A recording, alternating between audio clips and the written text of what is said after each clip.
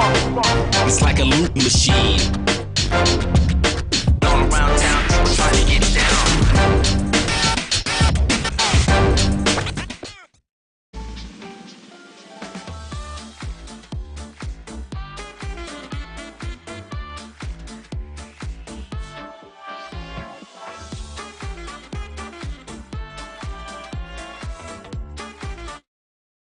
Sugar Chateau Desserts is a specialty bakery located in the Charlotte, North Carolina metro area.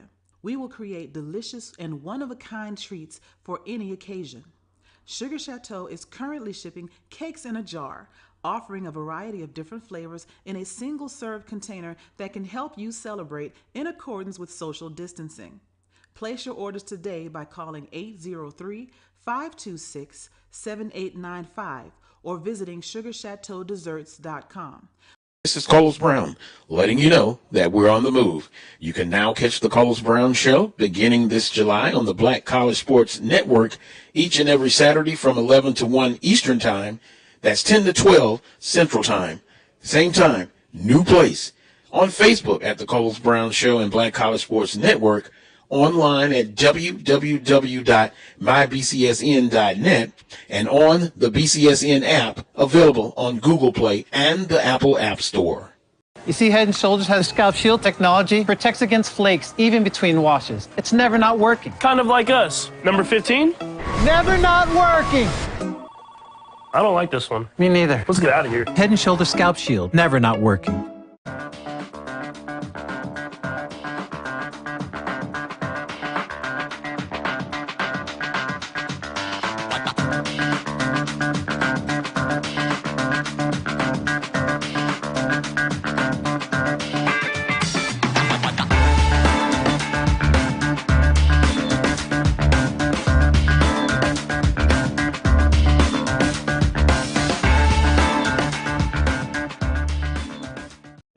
People that don't get to see me, trying to remind you who you are, just like in Romans 3. See, we about to blow across the world just like a day that's breezy. This motivation for the people and this classic Bible teaching say, make this for my people that don't get to see me, trying to remind you who you are, just like in Romans 3. See, we about to blow across the world just like a day that's breezy. This motivation for the people and this classic Bible teaching, hey, hey, hey, hey, hey, hey, hey, motivation.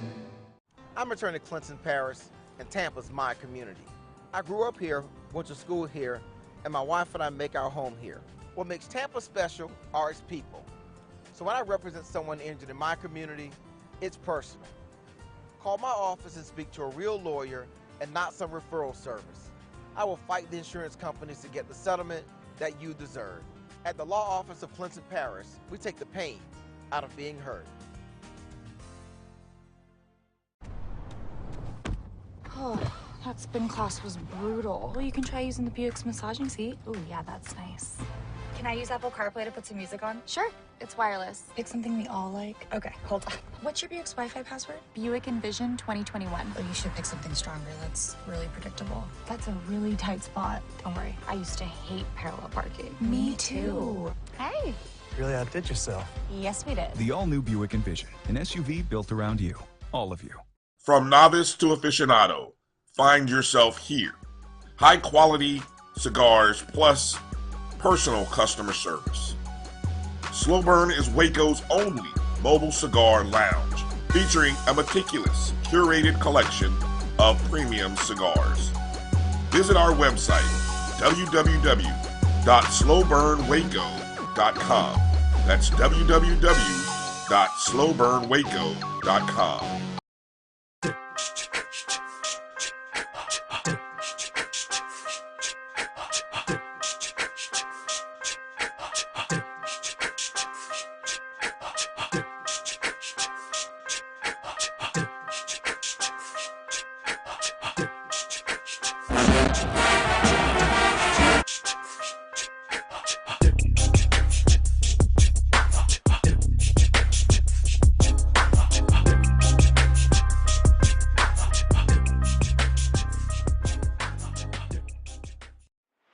Let's get back to strolling instead of scrolling.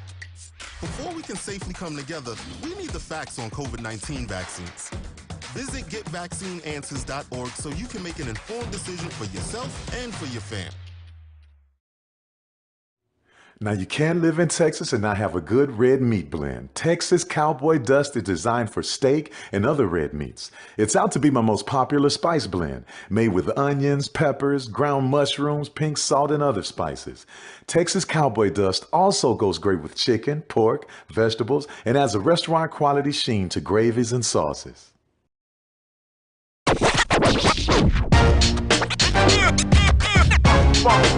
It's like a loop machine. All around town, people trying to get down. Vanilla smoked sea salt seasoning is for seafood. The tarragon and fennel bring out the natural sweetness in seafood. I also use it in rice dishes, on yams, asparagus, blueberry pancakes, and believe it or not, chocolate chip cookies. Vanilla smoked sea salt adds a salty and savory component to sweet dishes that create a symphony for the tongue. Charmin Ultra Soft has so much cushiony softness, it's hard for your family to remember. They can use less. Sweet pillows of softness. This is soft. Holy Charmin. Oh, excuse me. Roll it back, everybody. Sorry. Charmin Ultra Soft is so cushiony soft, you'll want more. But it's so absorbent, you can use less. So it's always worth it. Now, what did we learn about using less? You gotta roll it back, everybody. We all go. Why not enjoy the go with Charmin? Are you ready? It's time. The inaugural Urban NerdCon is coming to Montgomery, Alabama, July 29th through the 31st. Blurs, nerds, and geeks from across the universe will converge on the capital city to see celebrity guests such as The Last Dragon, Tybok, Megan Tandy, and voice actor Dave Fennoy. Hey, how you doing? I'm voice actor Dave Fennoy with a shout out to all my geeks, freaks, and urban nerds. Just want to let you know I'm going to be there and I want to meet you at the Urban NerdCon Gaming and Cosplay event. It's happening July 29th through the 31st in Montgomery, Alabama. Hope you want to meet me as much as I want to meet you. So join us by visiting theurbannerdcon.net for ticket and vendor information. This will be the premier blurred event in the universe. Theurbannerdcon.net. Our heroes, our villains, our stories, everyone's con. See you there.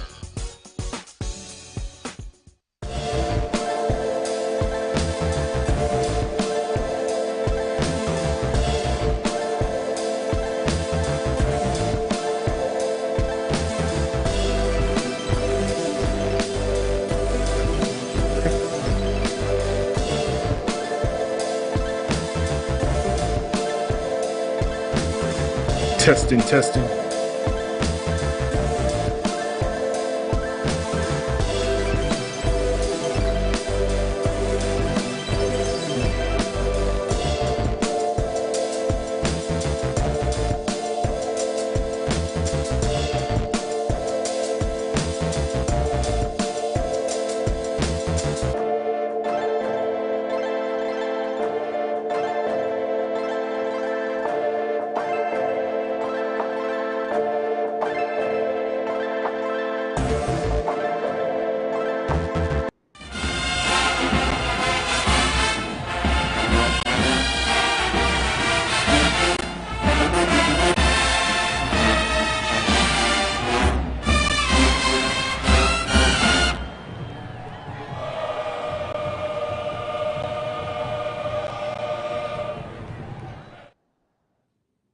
A pleasant good morning to everyone. Welcome to another edition, this week's edition of the Coles Brown Show, right here on the Black College Sports Network. Yours truly, Carlos Brown, joined by guest co-host, or should we just say co-host? We'll say guest co-host, Charles Edmond of the Alcorn State Radio Network. Yeah, I see you, Charles. You're getting ready with your Alcorn gear on. Football season, basically here.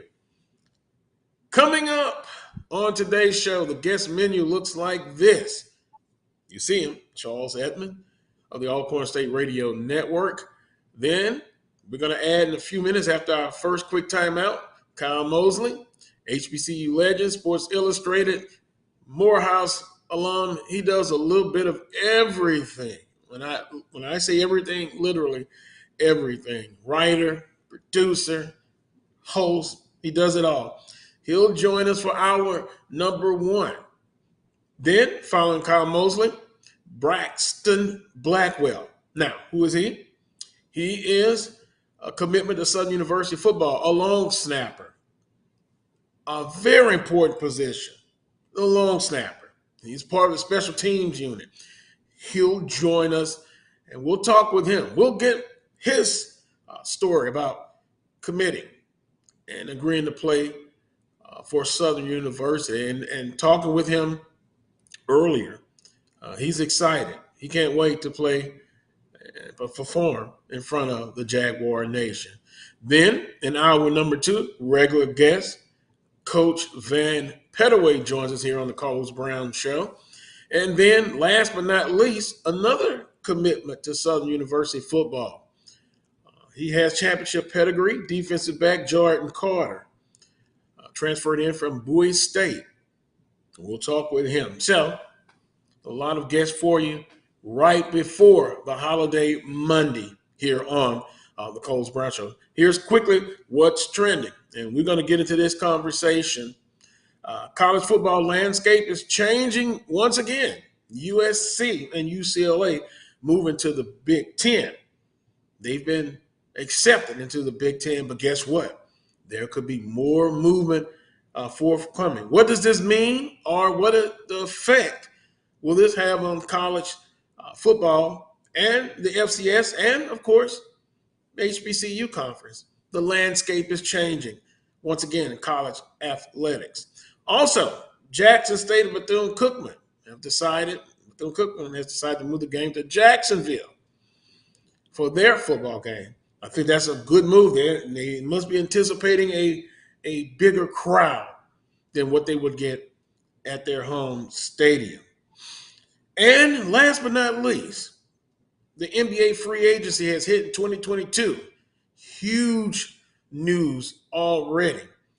But the biggest question remains, where will Kevin Durant and Kyrie Irving, where will they end up? Who will be their next team? And then a lot of movable parts go into all of this. You know, the wish list, which Kevin Durant has, one being my team, the Miami Heat. I just don't see how it can maybe happen. But Pat Riley and that staff, we'll see. A lot of moving pieces to that part. And then also Phoenix Suns have been mentioned, but it's going to be kind of difficult for both teams to make that happen. Before we go to our first time out, Charles, good morning. How are you doing, sir? Good morning. Happy 4th of July holiday to you and everyone. Yes, on the grill for you. You going to grill something? I already have. I did it yesterday. I wanted to enjoy my weekend. Yeah, I actually threw some stuff on the grill, some little short ribs and some sausage, some hot dogs and some leg quarters. I just got it out of the way yesterday so I could enjoy my 4th of July weekend. Just get it out of the way. I understand. Well, I don't know. But it sounds like a great menu. Kudos to you, Charles. You got it done. You got it done. On that note, we're going to take a quick timeout, very quick one. And when we come back, we'll kind of discuss what's trending. And we'll add another piece to this equation, Kyle Mosley. He'll join us next. You're watching the Carlos Brown Show on the Black College Sports Network. We'll be right back.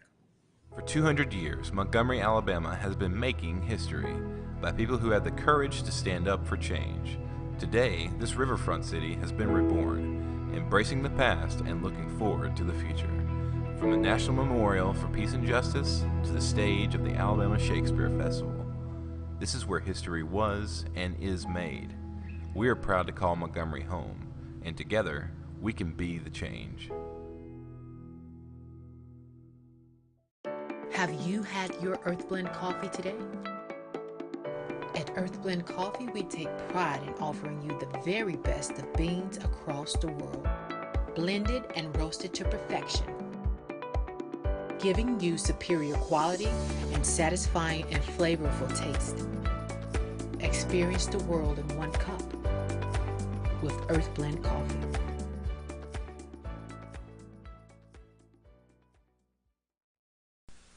Majesty is a premium health and wellness tea line focused on bringing delicious yet healthy tea blends to the community. Filled with an abundance of vitamins and antioxidants, we work to blend teas with exotic spices and fruits to produce scrumptious and wholesome beverages. So check us out at mymajesties.com. That's MyMajesties.com. My Majesties, an Urban Passport member. Can I get the now bar, please? $1. Have a good one. Got it. Hey, what's going on? Hey. Let me get a now bar. Sure. $1. Appreciate you. Got it.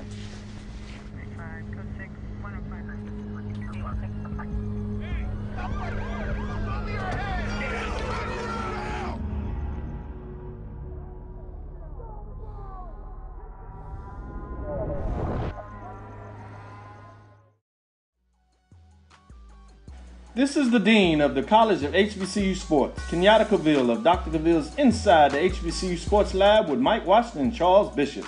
Come mix it up in the lab where the course lecture is in session every Tuesday from 6 o'clock p.m. Central Standard Time on Facebook Live, YouTube Spreaker, or the BCSN app, as we discuss all things about the HBCU sports culture, including exploring the week that was in the sporting HBCU diaspora, as well as the upcoming week of HBCU sports.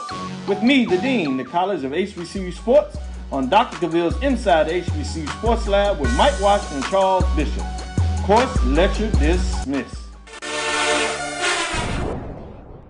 Follow the Black College Sports Network and all of our shows on YouTube. You can find us at MyJBN Online and on all social media at MyBCSN1.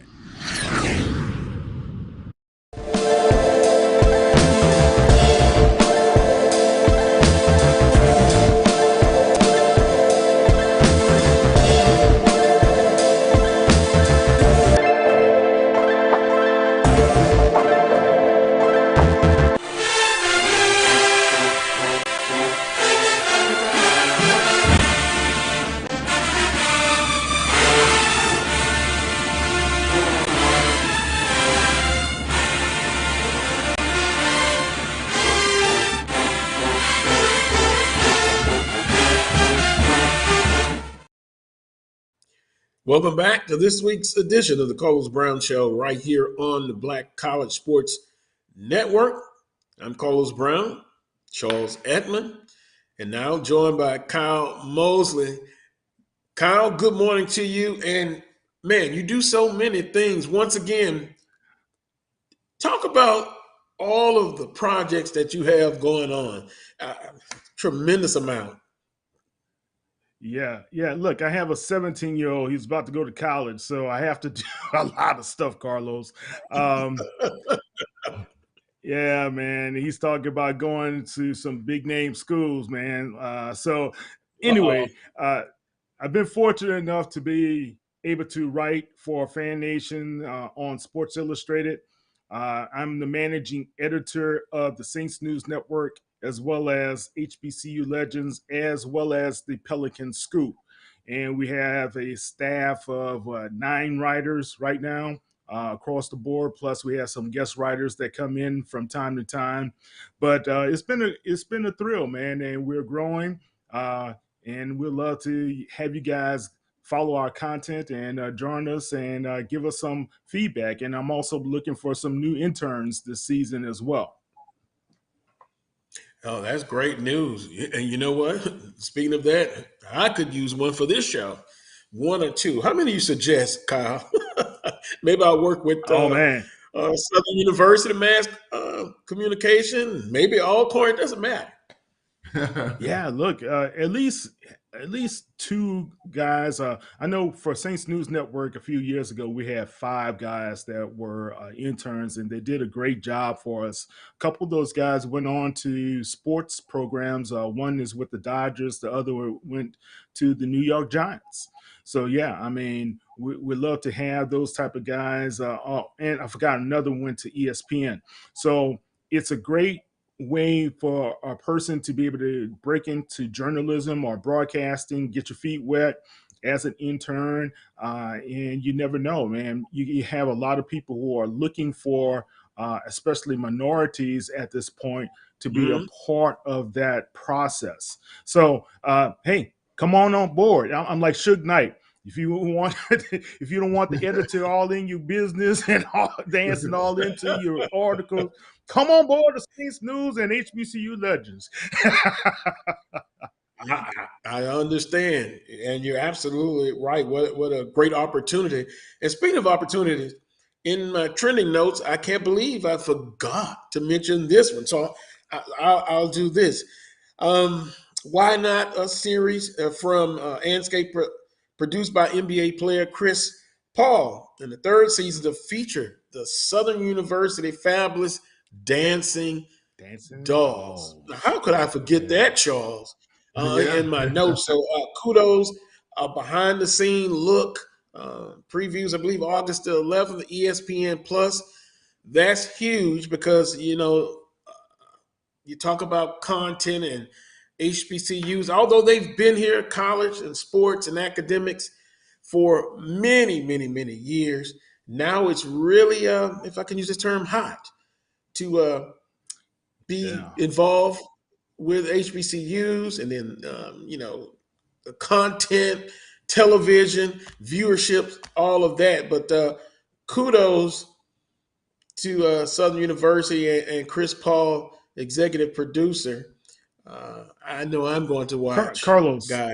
Can Mhm. I say something on the dancing dolls? And one thing a lot of people don't Yes. understand: the dancing dolls go on to have some good careers. Um, Two of those young ladies from last year were a part of the New Orleans Saints and Pelicans dancing group. Matter of fact, the Saints organization had three total who were SU alums, a part of the Dancing Dolls. So it's it's a great way for these young ladies to break into entertainment.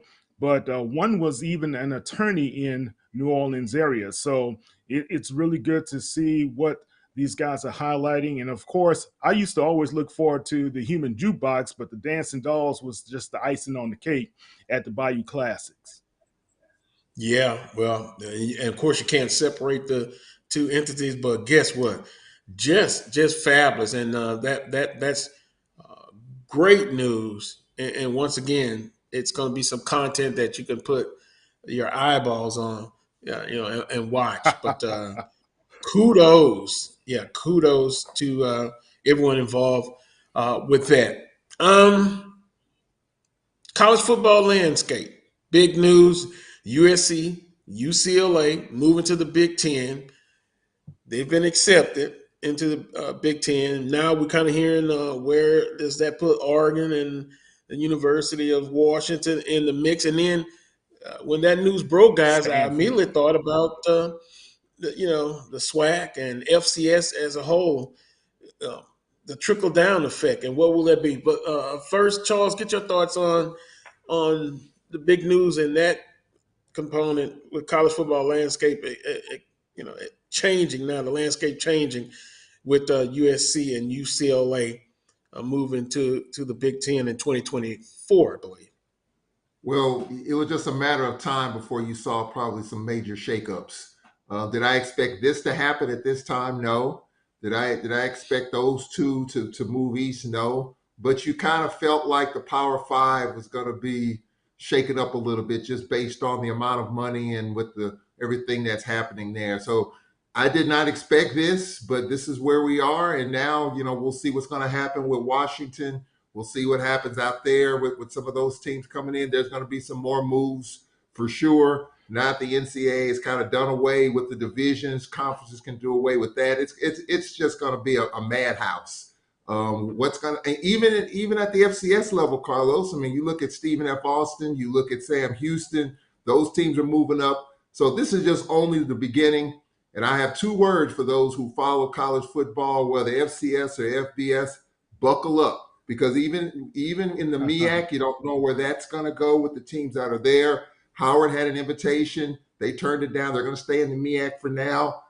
So just buckle up because every month, every week, every 2 weeks, you're going to see some major moves. And this was a shock, Carlos. I just did not expect this to happen at this time, but this is where we are.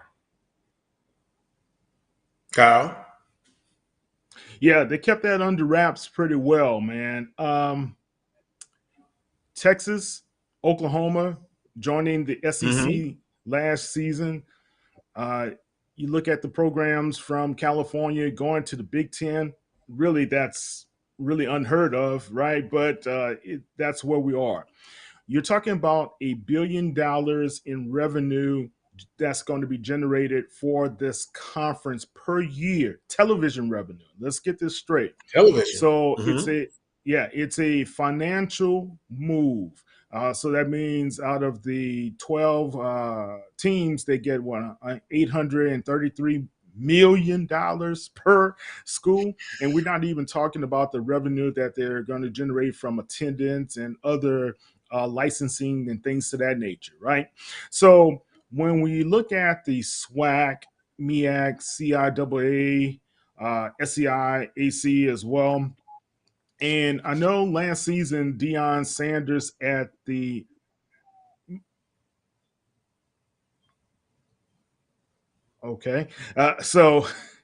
I heard that there's been rumbling still about the fact that he talked about a super conference, right? Merging the SWAC and the MEAC. And I brought this up on Ralph Cooper's show yesterday, and then Coach Stewart kind of countered me on this. But I think it's inevitable right now. And I'm writing an article about this, is that we're going to have a HBCU super conference pretty soon. Now, the SWAC, MEAC, and those guys don't get enough as far as revenue generated to them from ESPNs and the other networks, probably NBC, who carries the Bayou Classic, right? That when you look at what's going to happen with the super conferences, if Big 12 or whatever they're going to be called, Big 10, Big 12 still or whatever, if they're going to get $1 billion deal, wouldn't it make sense that the SWAC gets at least let's say a tenth, or let's say even 5% a type of a deal from an ESPN type of organization? And the reason why I'm saying this is that most of these schools are solely underfunded and lack resources right now. So why wouldn't it make sense to be able to pool your resources, your brain trust together to be able to make this happen? And I know a lot of people say, well, the traveling, and that's an issue. But if you're making millions, as Ali would say, millions and millions of dollars, why wouldn't you do this to make it make sense, right, Charles? So I think right now, Carlos, when we look at what's happening, mergers are going to happen. You're going to have monopolies, but you always have breakups that ensue years later from those all the time. You have Howard, like you said, was approached, but you have Hampton. They decided to go to the CAA, and you have North Carolina A&T as well. They're part of the CAA. They left the Big South after leaving the MEAC. So it's going to be a lot of movement. Now, here's another option, guys. Could some of these top schools from, let's say, the SWAC, MEAC, or whatever, decide to leave and form their own organization? Could they say, because we have better attendance than some of these other institutions and we are more attractive for big time television and networks, could we form our own own conference? And I know that's sacrilege for me to say, but that's a possibility, right? You have a lot of moving parts that's going to happen. I know they call this realignment, but I think it's more of a shaking out of a Dr. Foster and fam. You used to always say you got to shake out the trees, shake the leaves, and which ones stay on that branch are the strongest ones. Well, that's what you're going to have here as well. Whoever stays strong will be a part of these lucrative deals that are coming down the pipe. Well, and that is why I think you have to have strong leadership at the head of your conference, at your individual universities. And it's ironic, a couple of weeks ago, I had Roman Banks on, Director of Athletics at Southern University. And he kind of mentioned, alluded to the conversations that they've had about in moving in that direction. And then my colleague, Dr. Kenyatta Cavill, he did a study years back. I won't say 10 years, but maybe 5, 6 years ago about the feasibility of having, quote unquote, an HBCU Division I conference in all sports. So I think it's going to go back to leadership and then having a plan in place. And I think I know they've had conversations. And if this comes to pass, they will be in step with the changing landscape of college athletics, because you don't want to get caught without having a plan. And then it's going to go to resources. Now, to the point of some schools in the conference, they're better off than others. We won't mention names, but we kind of know. How do you pull all that together? And then, to your point, looking in the future, will some have to move down to Division II within the conference in sports overall? And I think a feasibility study, another one, will give you some of the important information for you to decide, as a can I conference. add this? Everybody. Mm-hmm. Yeah, and Carlos, those are good points. The feasibility studies, I think a lot of them have been already in place, right? If Dr. Cavell has done his due diligence, I know that the SWAC has possibly done theirs as well. They just signed a deal when I spoke to Byron Allen for the HBCU Go app. So that's a 7-figure deal to be able to televise 2,000 of the SWAC's events. So we have to be able to capture the momentum while it's going on. And right now, the momentum is here for HBCUs. They have I don't say they're in a power position, but they're in a better bargaining position than they once were. And looking at what's happening in the landscape of college sports as a whole, why wouldn't we make a deal or have these talks among the conferences? I don't know if the SIAC is strong enough yet. I don't know if CIAA is strong enough yet, especially since Bowie lost Damon Wilson, right? So could Commissioner Stills and Commissioner Dr. McClellan get together and be able to have these discussions and productive discussions? And wouldn't some of these presidents of these institutions see the necessity where it will be to their benefit to work together? Now, Coach Stewart made a point to me. He said, why would Jackson State, that has a huge attendance, a huge following, the best in the FCS as far as the fan support is concerned, right? As far as attendance. And fam, you guys, I'm saying attendance because I will get some hate mail when I say this. But why wouldn't they decide to kind of work together? Because you have good institutions that don't have the resources, like a Bethune-Cookman doesn't have the resources as they do. You don't have Alcorn needs some resources too, right? Mississippi Valley needs some of the resources. So therefore, even in the SEC, where you have the powers like Alabama, Texas A&M, LSU, and those guys, you still have Mississippi States and Ole Miss, and those guys don't have as much as far as the attendance as those other schools. You will never have an equity as far as that type of fan balance is concerned, as far as the support system. So what is necessary is that we understand this is a business deal that's going to need to be made. It has to be made.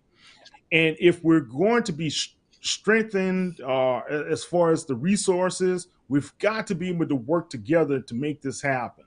Unity is more of the bargaining chip that you can have versus to say you're separate and we want to do our own deal, or we want to have our own streaming content here. We want to do it our way. No, let's do this in a unified manner and position yourself in a place of power versus splintered about one another, and then you're fragmented in your messaging.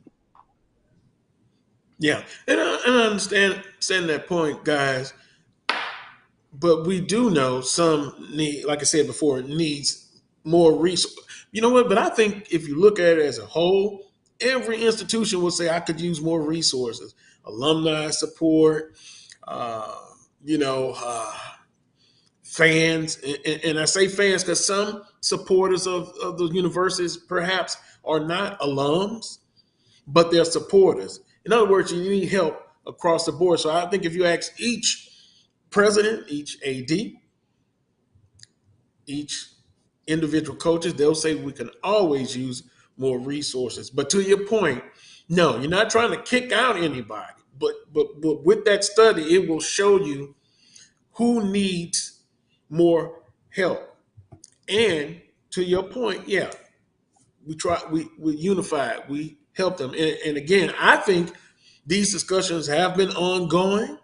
I think they will continue to have these conversations. And I think because of the landscape and the college athletics, how it's evolving, you will see this quote unquote HBCU super conference now. 10 years ago, 20 years ago, of course, you couldn't see it. But now as you look and each day passes, each month, you can see this. And then I will say this, guys, Coach Pete Richardson, 30 years ago, talked about this day coming. This day. And I remember the conversation we had. It was at a baseball game. Coach Kadar was the head baseball coach. And we were behind the outfield fence talking about it. And he talked about the changes that he foresaw coming. And now we're here. Not 2 years away, not 3. We are literally here. So how does the SWAC and the MEAC, all of the FCS conference, how do they survive? I think they will survive. I know they will. Yeah, I do have this one comment, and this is something that we need to keep in mind. Let's say Grambling, Southern, FAMU, Jackson State. Let's say SEC or a Big Ten, or let's say what's it, the Big 12 that Texas and those guys left, or let's say some of these larger FCS conferences don't approach those guys and say, hey, why don't you come on with us? I mean, we've seen that happen recently with, like we talked about, Howard, Hampton, North Carolina A&T.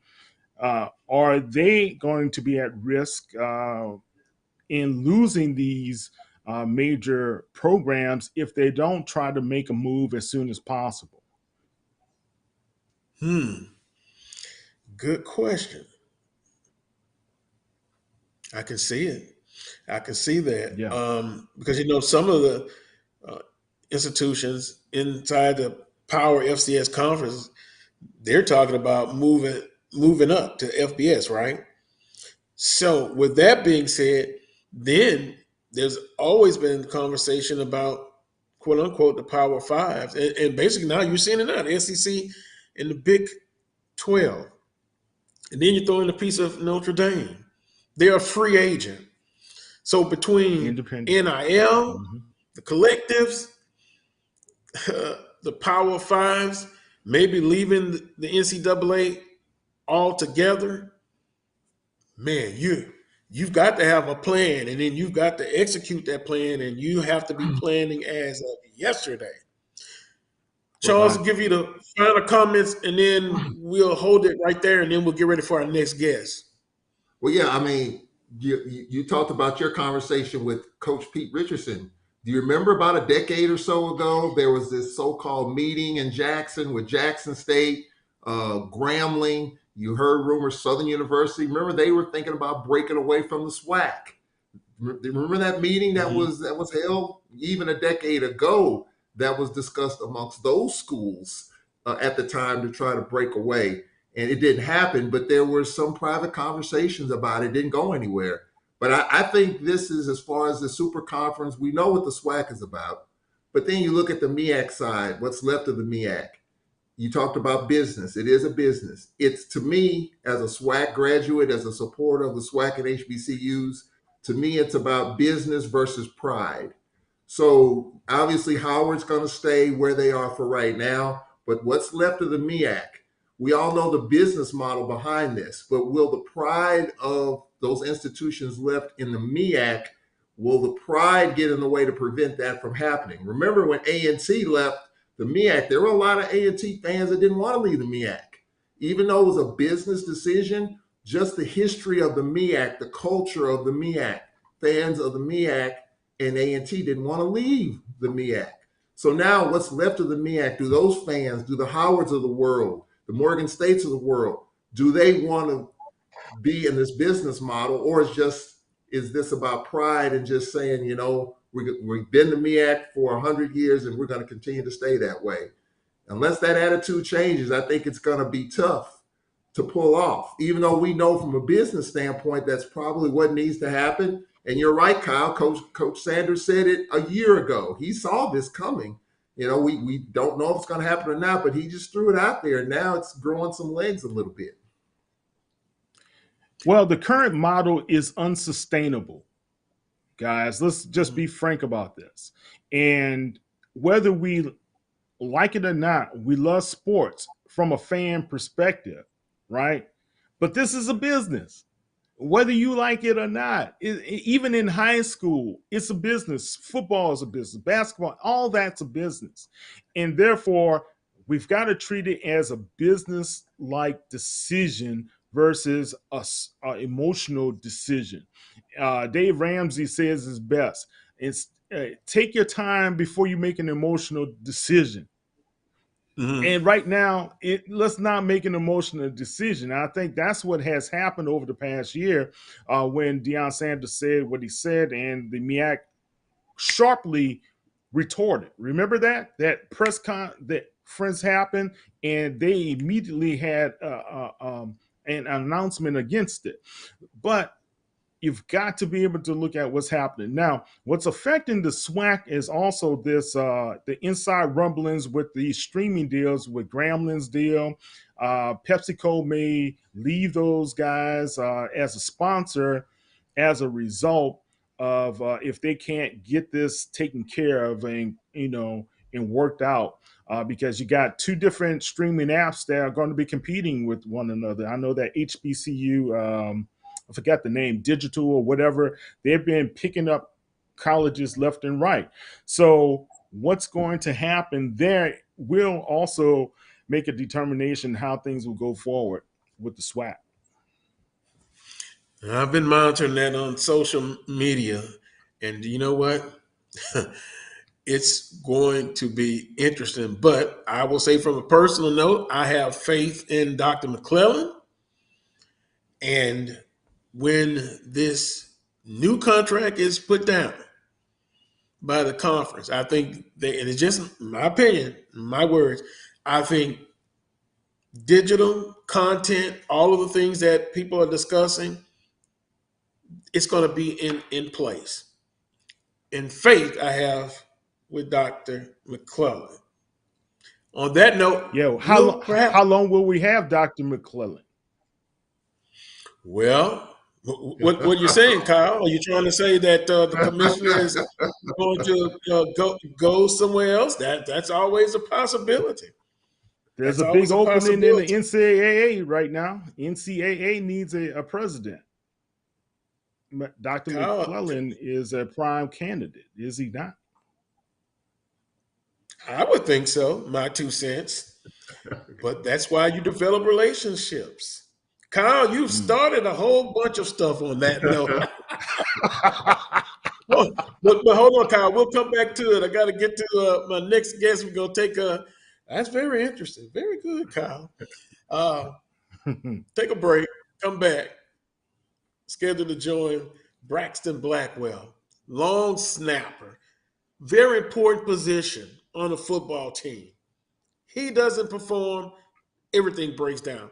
We'll talk with him next. You're watching the Carlos Brown Show on the Black College Sports Network. Nope. Come on, him? Ooh, I like him.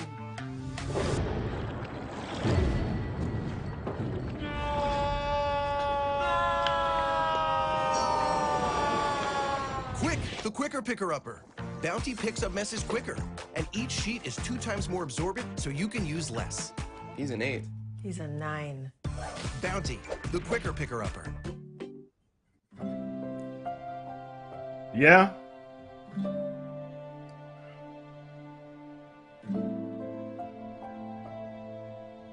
Well, look, he's been behind the scenes helping with the NCAA for a long time, your right? Anxiety or tools to help you stay grounded. Coping 19 At the basketball game, he was sitting right behind Mike to help you Krzyzewski. cope with this pandemic. So, yeah, We can look. help. Find the resources And he that work handed best out for you at coping-19.org. Right, and he handed out the trophy. Right.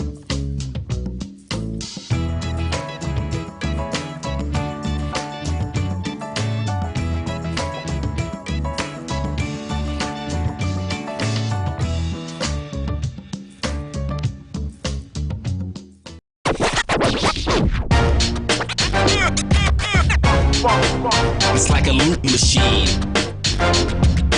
All around town, people trying to get down.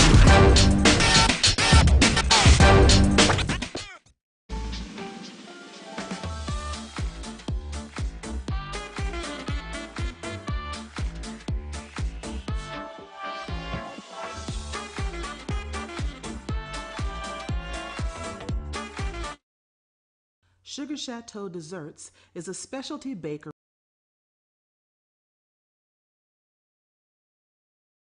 and one-of-a-kind treats for any occasion. Sugar Chateau is currently shipping cakes in a jar, offering a variety of different flavors in a single-serve container that can help you celebrate in accordance with social distancing. Place your orders today by calling 803-526-7895 or visiting sugarchateaudesserts.com. This is Carlos Brown, letting you know that we're on the move.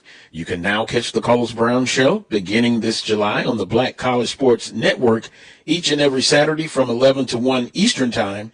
That's 10 to 12 Central Time. Same time, new place. On Facebook at the Carlos Brown Show and Black College Sports Network.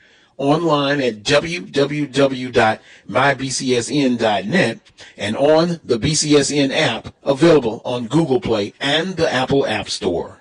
You see, Head & Shoulders has Scalp Shield technology, protects against flakes even between washes. It's never not working. Kind of like us. Number 15? Never not working. I don't like this one. Me neither. Let's get out of here. Head & Shoulders Scalp Shield, never not working.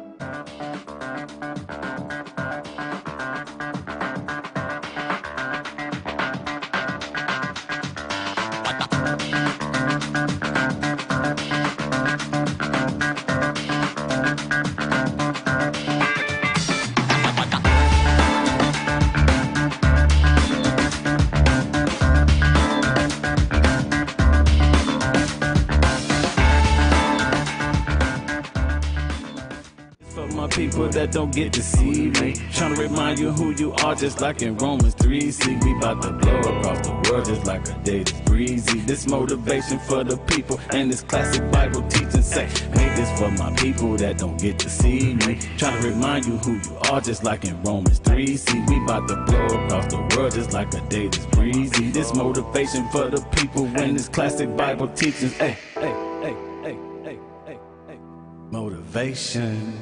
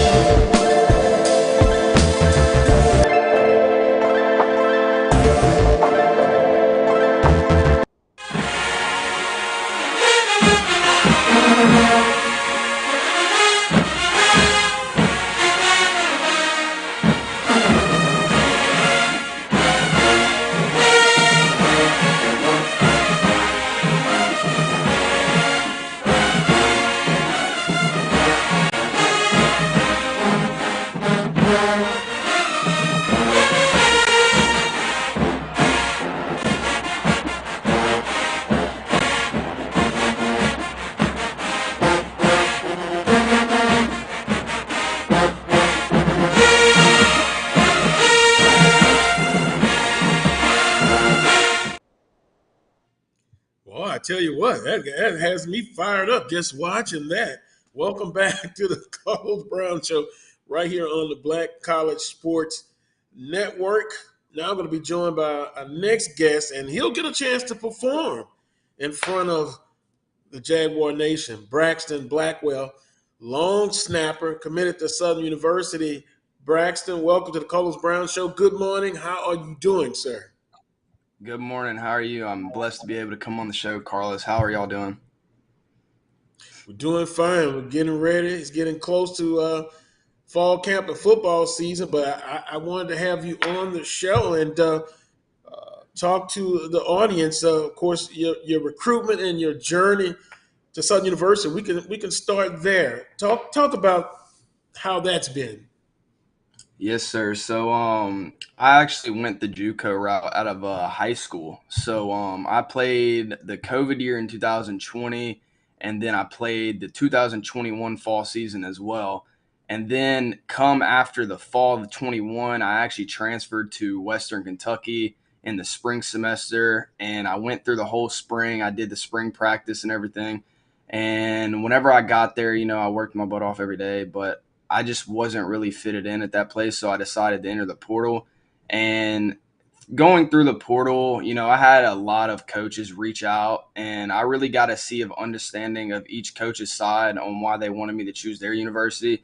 And I just really took my time with the decision because I wanted to go where I was going to best fit in. Like, I just wanted to go where I'm going to build that trust with the head coach and build that family mentality with the whole team. So I decided to go to Southern. I went up on a visit actually and talked with Coach Graves, talked to Coach Dooley, and I actually talked to the punter and the kicker Joshua Griffin and Robensview playing up there, and I just really loved the atmosphere around there. And I was like, man, it's an hour and a half from home, so I was like, it would be crazy if I didn't go there. So I was just like, I was driving home, and I was like, man, this place feels like home. I was like, I'm gonna just go ahead and commit. And so I called Coach Dooley up, and I was like, hey, Coach, I'm committing. I want to be a Jaguar.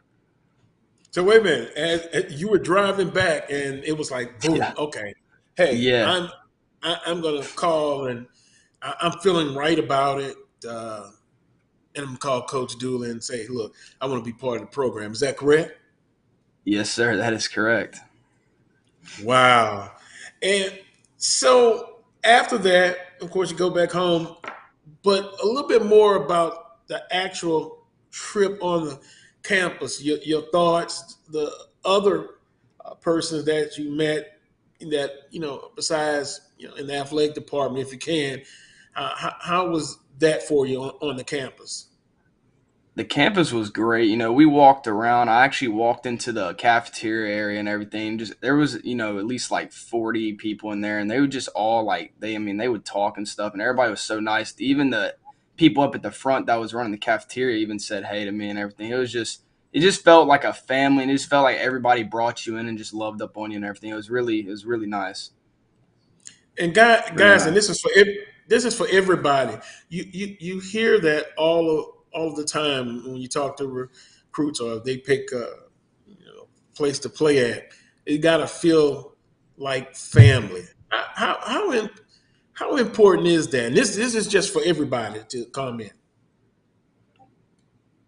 Yeah, for me, I could start out, coming out of high school, going to Grambling. I went to a Grambling, South Carolina State game that was on ESPN back in 85. And I remember just the family environment going to 80 Robinson Stadium at the time and just meeting the people on campus.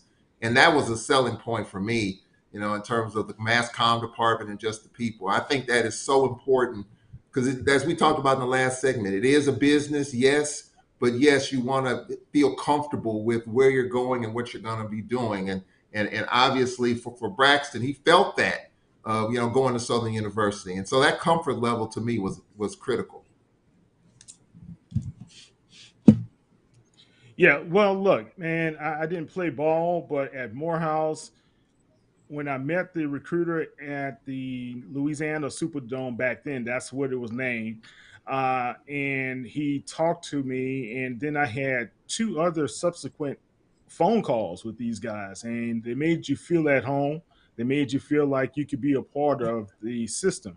And I know the Jaguar Nation and those guys, Braxton, are going to need to have somebody like you on board, especially with being a special teamer. It's very important that Eric Dooley has somebody that he can be able to count on snapping that ball. That's an important point, Kyle and Charles, for your comments. And now that leads me to my next point to get with Braxton and a long snapper, special teams, the responsibilities of a long snapper. You cannot say how important that is. And Braxton, it was a need for Southern University, but let's kind of talk about the responsibilities of a long snapper as we get into now the nuts and bolts of that position. Yes, sir. So like with me, it's a really big responsibility because you have one job to do. You have to get the snap, just like on field goal. You got to get the snap perfectly, and the holder is not just the snapper. You gotta rely on your holder, your kicker. You got to rely on all them guys. So mine is just the starting point. I'm the one who starts everything, and they're the one who finishes. So if I do a good start every time, it's going to be a great operation. It's just going to go smoothly. So like that's the responsibility I got to hold on, that I got to be perfect. So that's where I lie on myself, and that's why I work so hard to perfect my craft, because whenever we go into a game, I can't have mess ups. I got to be perfect. Got to be 100% accurate, 100% everything with everything I do. And Braxton, I kind of tried that. I'll just put this out here right now. I tried it, but not only from a physical standpoint, but I think more so a mental standpoint, because guys across from you, opposing team, they can say stuff to you. They trying to distract you, in other words. And from the mental standpoint and the physical standpoint, they got to be both. You got to be good in both of them, right? Yeah. Yes, sir. Yes, sir. You do. You just mentally, I would have to say, you just got to stay like zoned in. You can't, listen to what everybody else is saying around you. That's just like playing even in front of 5,000, 6,000 and get a little rowdy. Even in JUCO, when you're a long snapper, you just got to block out the noise and just don't listen to anything and just focus on what you do that you practice every day. So. And Braxton, in a typical, I know it's conditioning, players are conditioning, getting ready for fall camp. With you, what is a typical day where you're working on your own? What are you doing?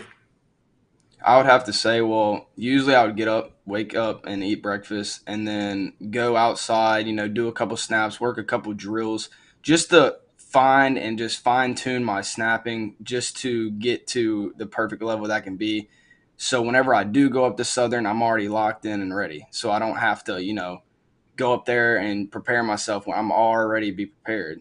And then I work out, sometimes do upper body, lower body workouts is really what I really like to hit. So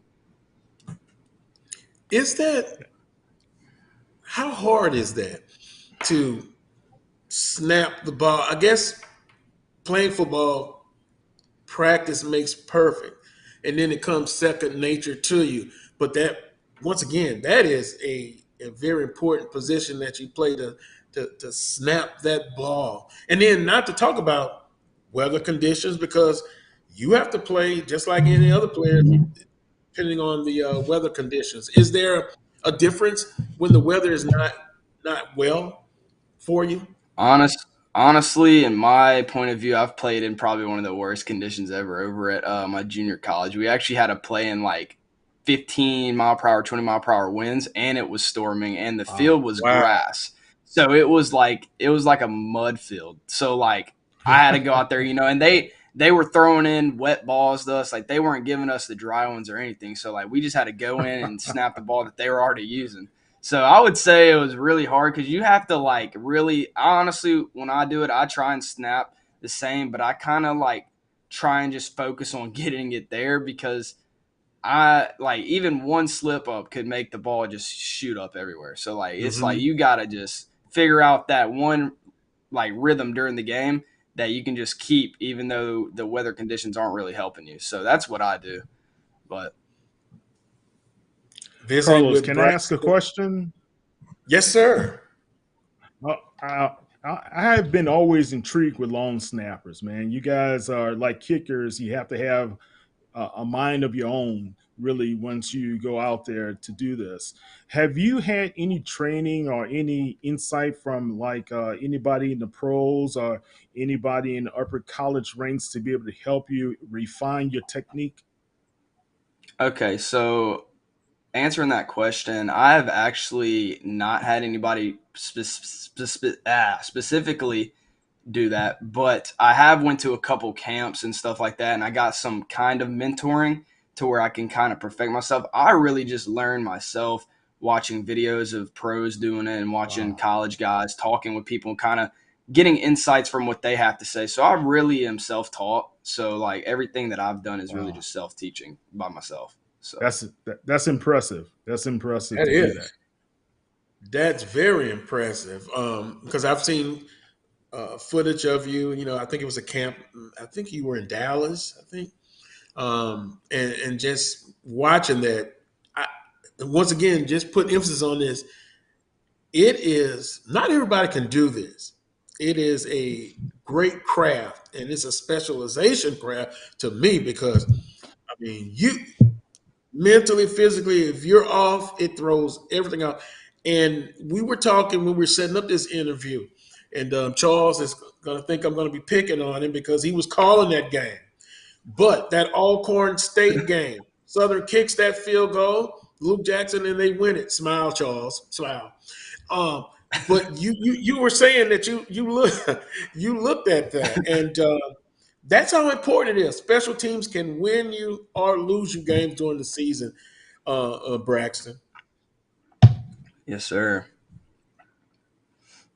You know what's impressive to me, as far as I've been at football practices, the kickers, the long snappers, they're all on their own. While the team is practicing on the main fields and the B fields, the kicker, the place kicker, the punter, the long snapper, they're off to themselves in their own little world. And so they're just kind of simulating it on their own off to the side until it's time to get into the game.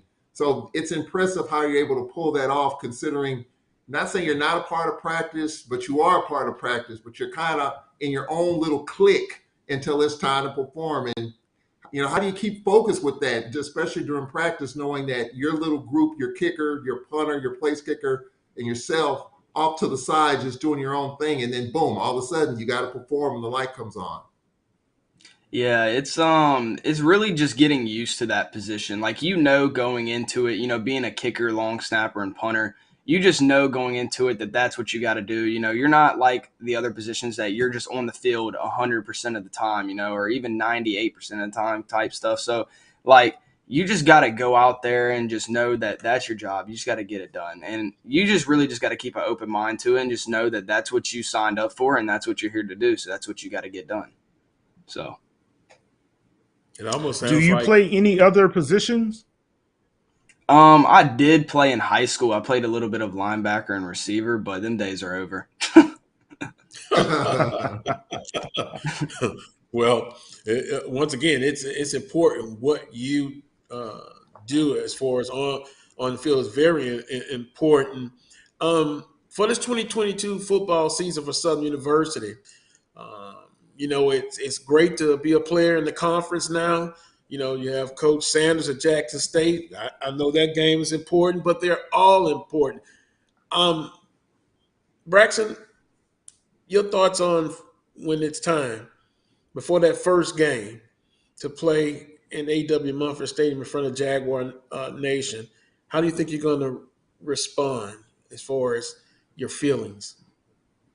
It's going to be definitely an emotional feeling for me because I've always dreamed of, playing in front of 20,000. So like just going out there to Mumford Stadium, being able to go out there in the blue and gold is just a blessing, man. I just got to give blessings to God for that because I'm blessed with that and I'm just excited. Like I said, it's just a surreal moment for me and I'm just ready to get to work and start getting playing. I bet you've looked at some film of the games on YouTube, right? The Bayou Classic. Yeah, it's crazy. It's crazy. Tiger Stadium you'll be playing in. It's got to be a good feeling. Oh yeah, it definitely is. Definitely is. Now, at this point, I always like to ask kind of a human interest question. I could go, Braxton, with your favorite NFL team, pro sports, favorite food. Let's go with the favorite food. You being from the deep south, I'm sure you know about that, but talk Oh yeah. about something of personal interest, your favorite food.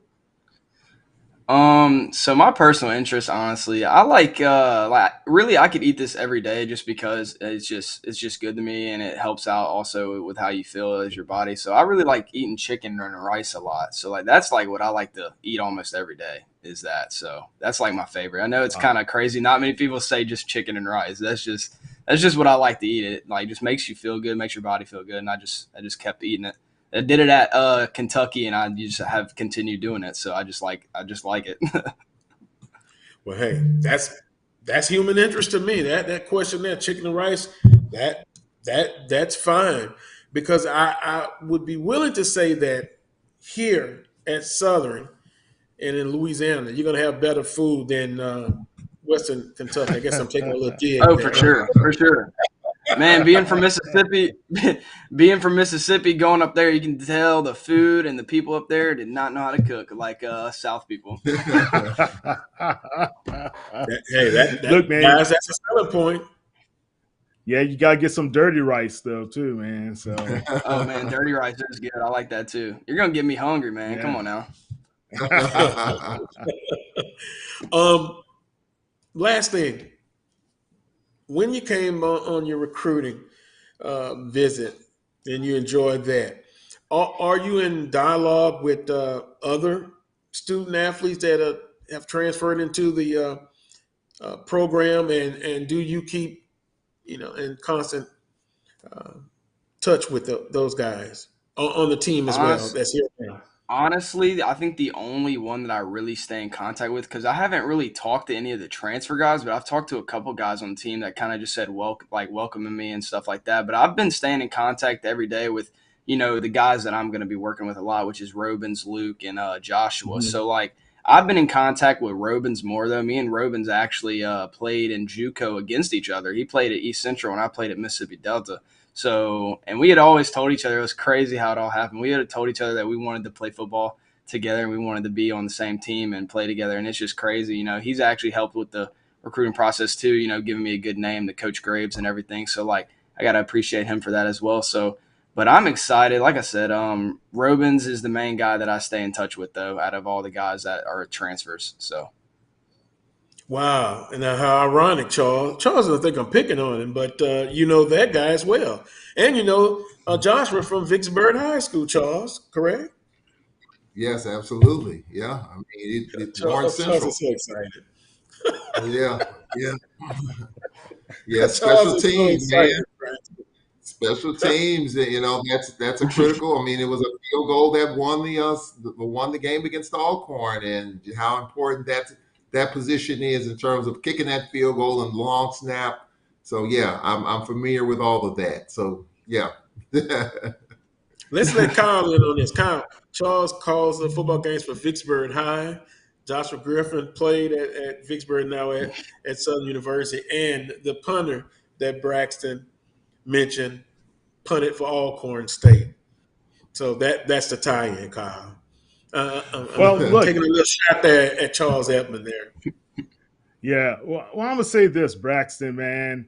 Long snapping is an art, and I know the New Orleans Saints for a number of years have had a guy that we cover, and he's been their long snapper, and he's made a pretty much a name for himself. Quiet as is kept. Most people will never know his name, will never call him out, but he's been there for like 5, 6 years, man. So I mean, you could be able to do it and do it well, and you could be able to stay in the professional ranks for a long time and make a career out of it. So, congratulations, and can't wait to be able to cover you with the Southern Jaguars. yes, sir. I appreciate you.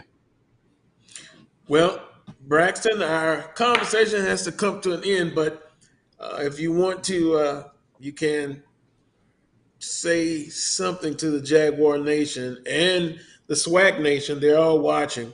So you have the floor, sir. All right. Well, I just want to say that thank you for letting me come on again, Carlos, and it was great talking with all you guys. I hope to catch up again and talk to y'all soon. Stay in contact. I just want to say that I'm excited to put on the blue and gold, and I'm ready to compete out there and go give my 100% effort. And I'm just ready, man. You don't even know, all the emotions are going to kick in that first game, man. I'm not gonna lie, but I'm excited. I just want everybody to know that I'm excited. Well, appreciate you coming on the show, and get ready for fall camp. You're used to the hot weather and the humidity. Oh yeah. But hey, it's gonna be worth it. It's gonna be worth it, Braxton. Yes, sir. Appreciate Congratulations. you coming on, and enjoy the rest of your weekend and your holiday. And look forward to talking with you and seeing you real soon. Yes, sir. Thank you. That was Braxton Blackwell, long snapper. But guys, Kyle said it. Also, Charles said it. That is an important position. And Coach Graves, associate head coach, linebacker coach at Southern University, and special teams coordinator, he told me, Carlos, don't worry. I'm going to get that problem solved, and he did. So, Jaguar Nation, some of you who personally contacted me, the sky is not falling. They'll get it done. They'll get it done. Kyle, I know you have to run, but and I appreciate the time. Closing comments? Well, look, Carlos, thank you for having me on board. And I look forward to kind of joining you guys in the future, many more of these chats. Charles, thank you very much as well. But look, I really believe that we need to pay attention to what's happening with the New Orleans Saints. And the Saints have put together quite a nice offensive crew, especially with the additions of Jarvis Landry, and on the defensive side, Tyrann Mathieu. The Saints defense has always been tremendous. So I think in 2022, the Saints will quietly be making noise, and I think it's understated how important it was to be able to bring back Jameis Winston to be a part of the team as their leader. So as far as HBCU land, man, it's going to be a fun ride in 2022, guys. So look forward to all of that. And the Pelicans, they had a great draft, and look what they're going to do after signing Zion for that 5-year max deal. Ooh, he's got to stay healthy. But guess what? Guess what, Charles? I know you want to say something quickly, but Kyle, we talked previously about having you on at least twice monthly.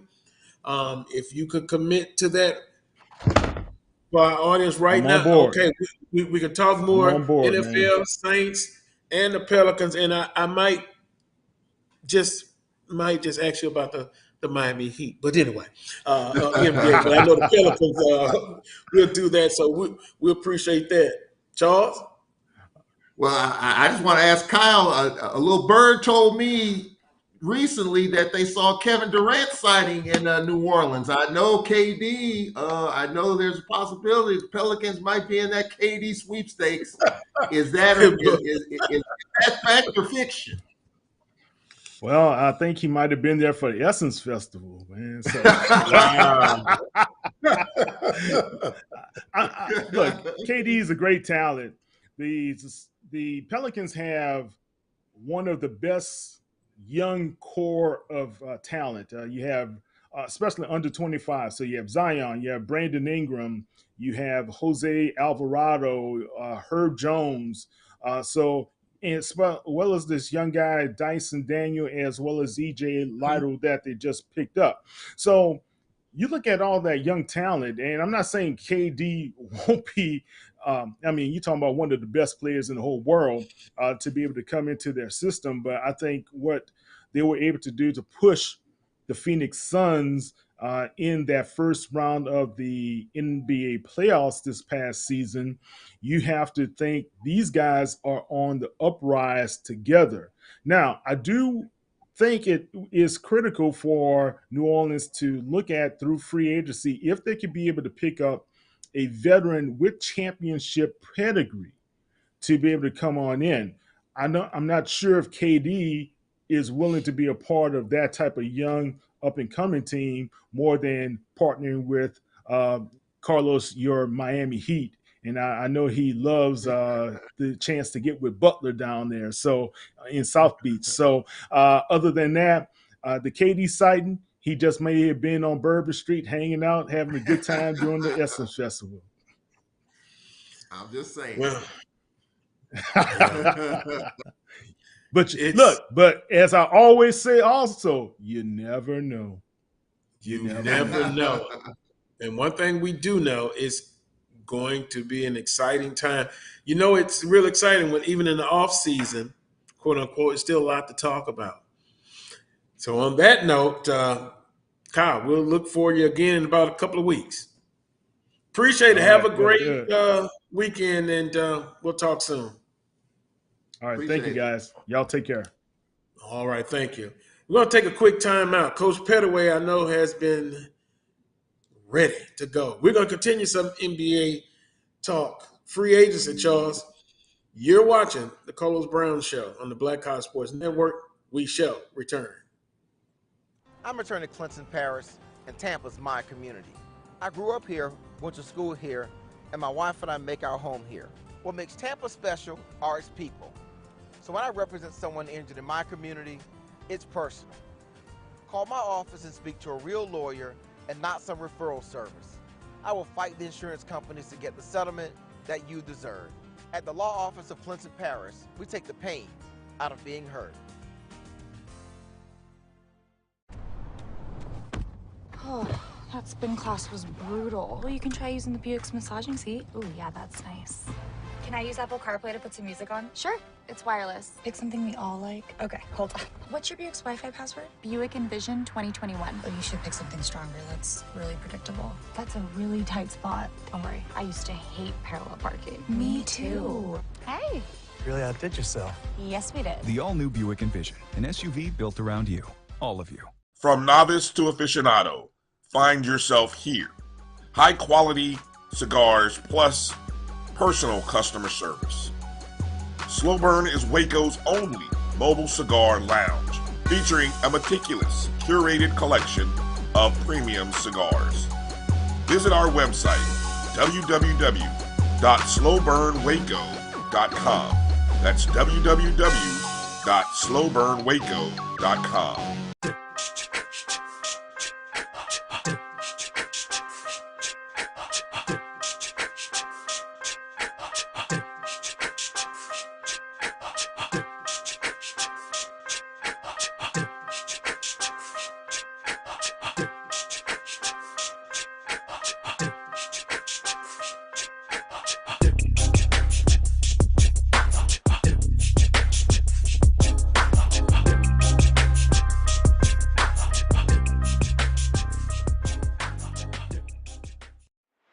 Let's get back to strolling instead of scrolling. Before we can safely come together, we need the facts on COVID-19 vaccines. Visit getvaccineanswers.org so you can make an informed decision for yourself and for your family. Now, you can live in Texas and not have a good red meat blend. Texas Cowboy Dust is designed for steak and other red meats. It's out to be my most popular spice blend, made with onions, peppers, ground mushrooms, pink salt, and other spices. Texas Cowboy Dust also goes great with chicken, pork, vegetables, and adds a restaurant quality sheen to gravies and sauces.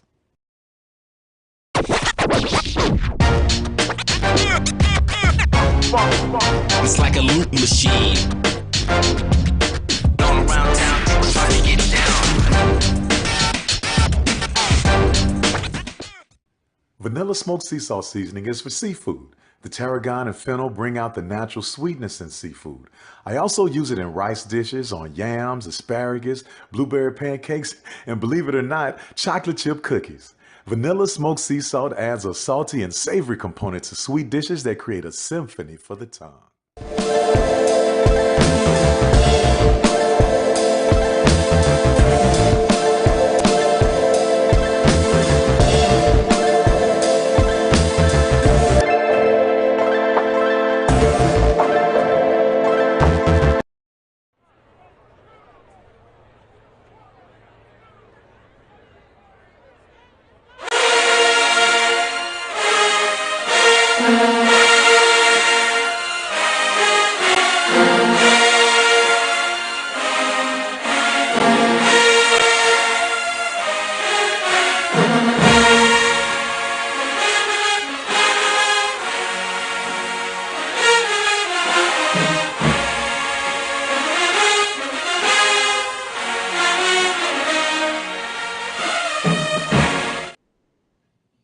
That's interesting, Charles. That is a tradition. After a game, you've seen it.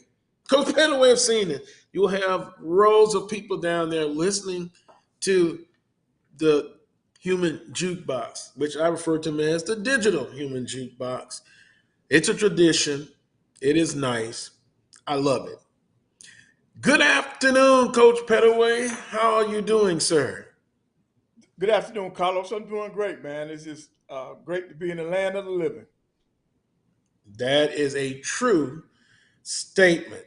This NBA free agency that started, it is wow. I was talking to Dr. Cavill this week, and he basically said something I agree with.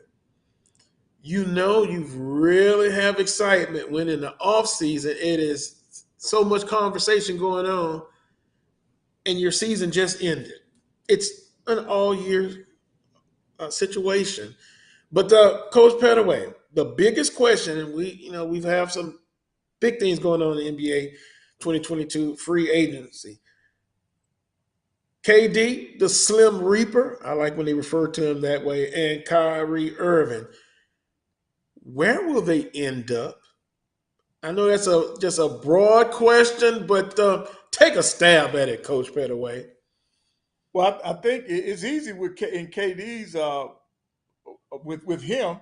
I think he's going to end up with a team that can afford to bring him in under the salary cap. See, the salary cap is going to dictate a lot of these trades on these big contracts. When you take a guy like Kevin Durant, who has that high figure, the amount of money that he has made, it's got to fit in the salary cap. So when a team is looking at him, they got to decide how much are they willing to give up to get him. And after you get him, you have enough pieces around him so that the team can be successful. And that's what the average fan is not looking at. There are plenty of teams out there that say they want KD, but at what expense? If you got to pay, and the Lakers are a prime example of that. With the three big contracts that they have, that $47 million looking out there for Westbrook, it's very difficult for them to put together the right pieces around them because their salary cap, they're over the salary cap. I think they're one of the teams that is paying the luxury tax. So with KD, finding the right fit is going to have a lot to do with what that team is willing to give up, because they got to move people with big contracts to get him in. Now, once you do that, do you have enough people around him where you can win? And with Kyrie, I think he's heard his own calls. I mean, because he's so he does so many erratic things that a lot of teams don't want to bring that into their locker room.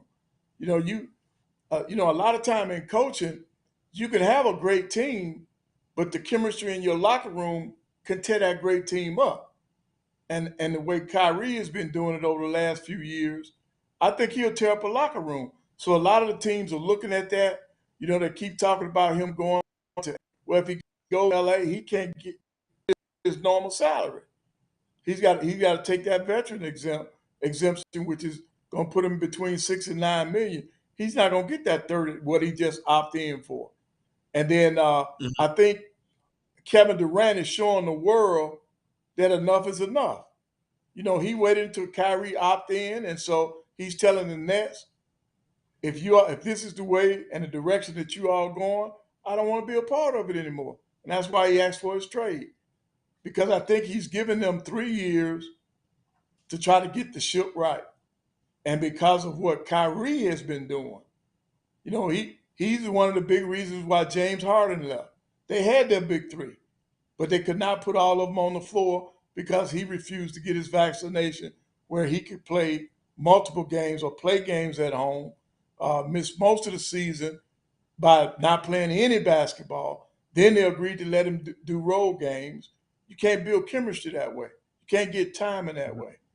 So that's why they were not successful down the stretch, because they had not played together long enough to get that continuity that you need on the offensive and the defensive ends of the floor. You got to have continuity. and that comes with practice and playing together. And to your point with guys with Kelvin Durant, and he's got 4 years left on his contract.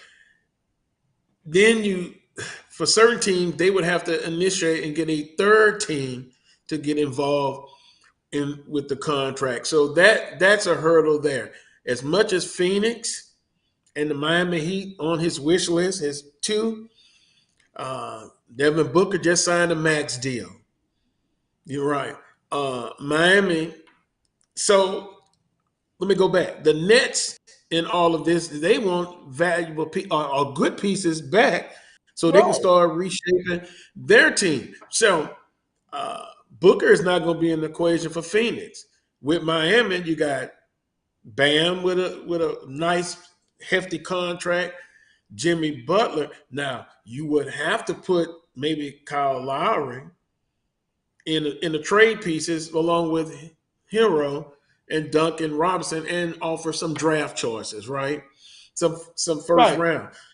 So it's going to be very difficult. Now I think Charles in our last segment brought up the Pelicans in that piece. And one guy I would love, and I guess I'll be accused of tampering if I was an executive, I would like Brent Ingram in a Miami Heat uniform. But to me, he's real valuable, and he doesn't get talked about as much. I can call him the Slim Reaper too.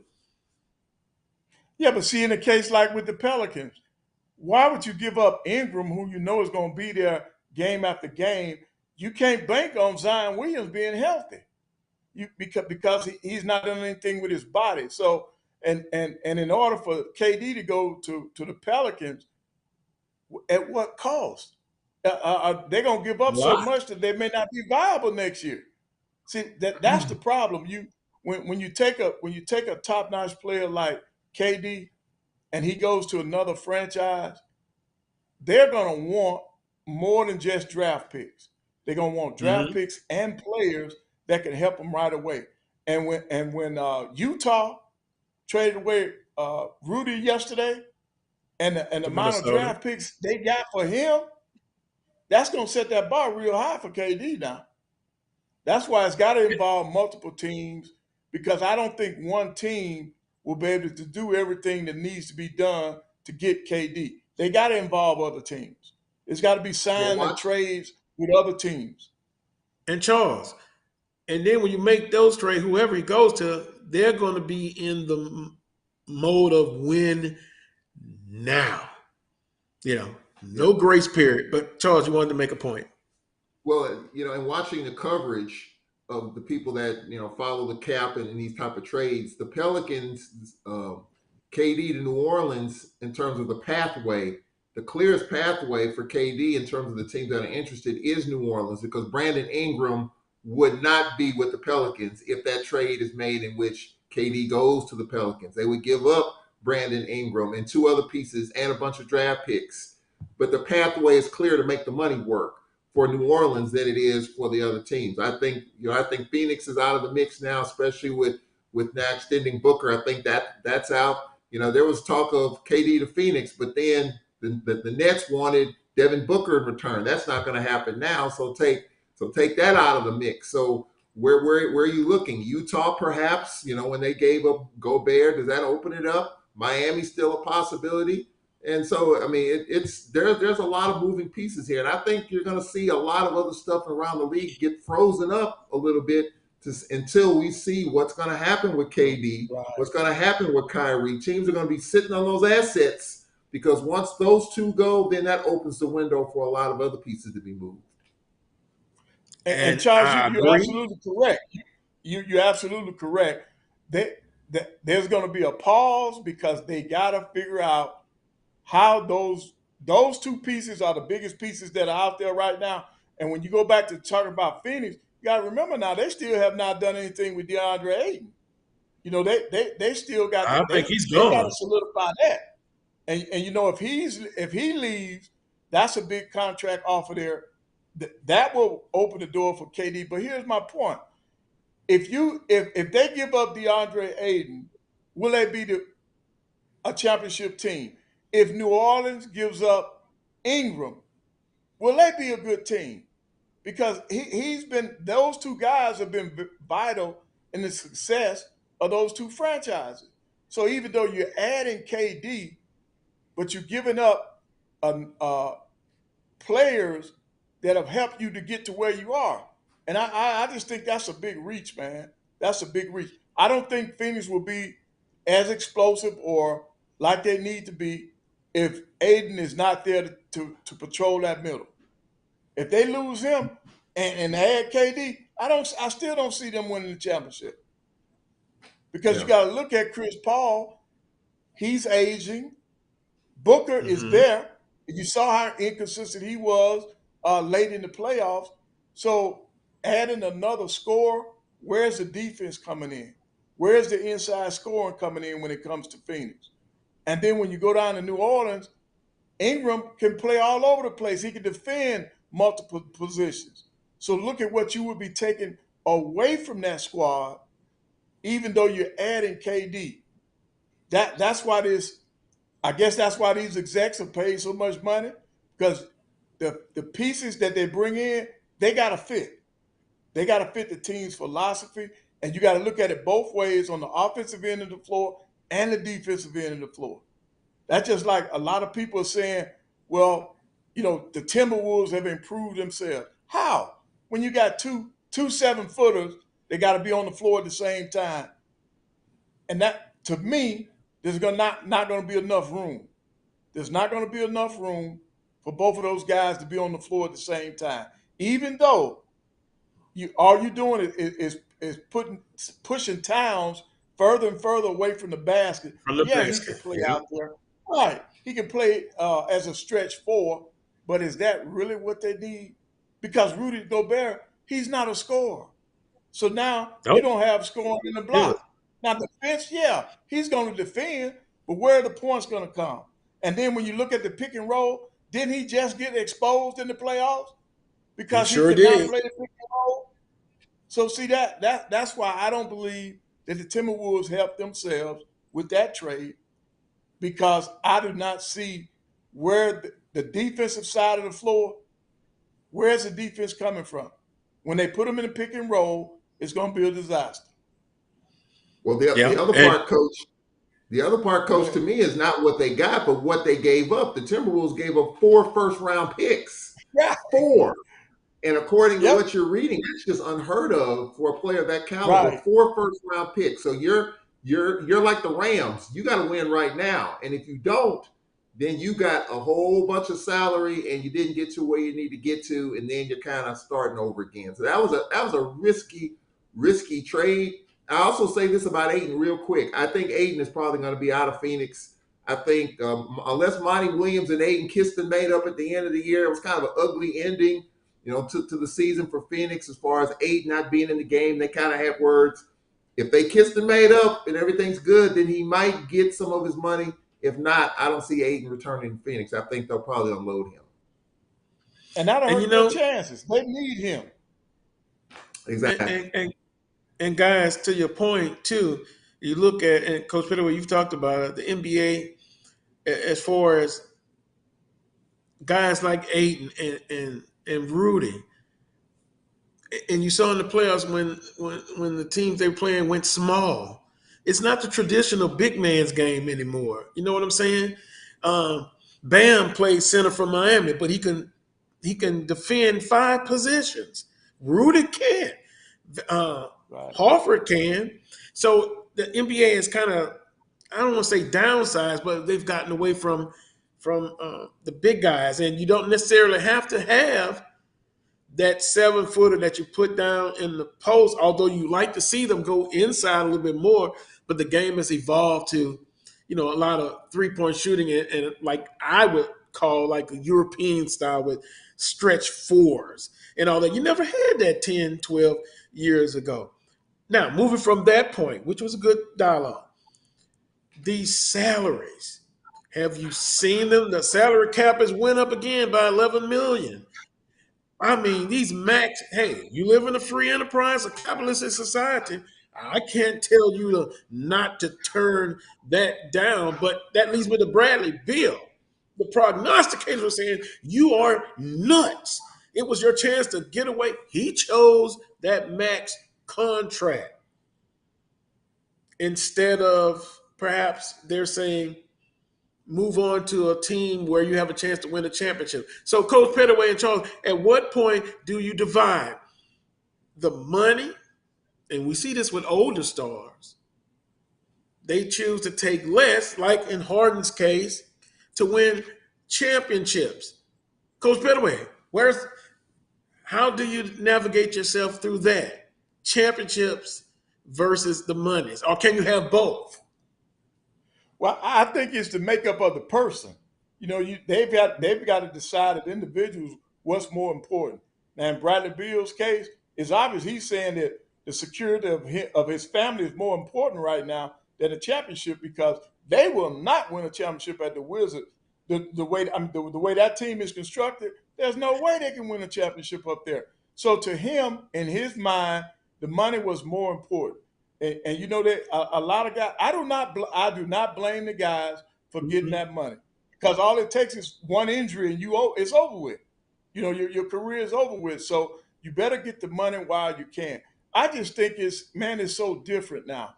These guys, you take a guy like going back to Rudy. Rudy's making more money than probably Shaq made at his heyday.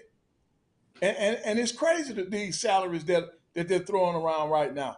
You got guys. You got journeymen that are making more than some of the stars of the 80s and 90s.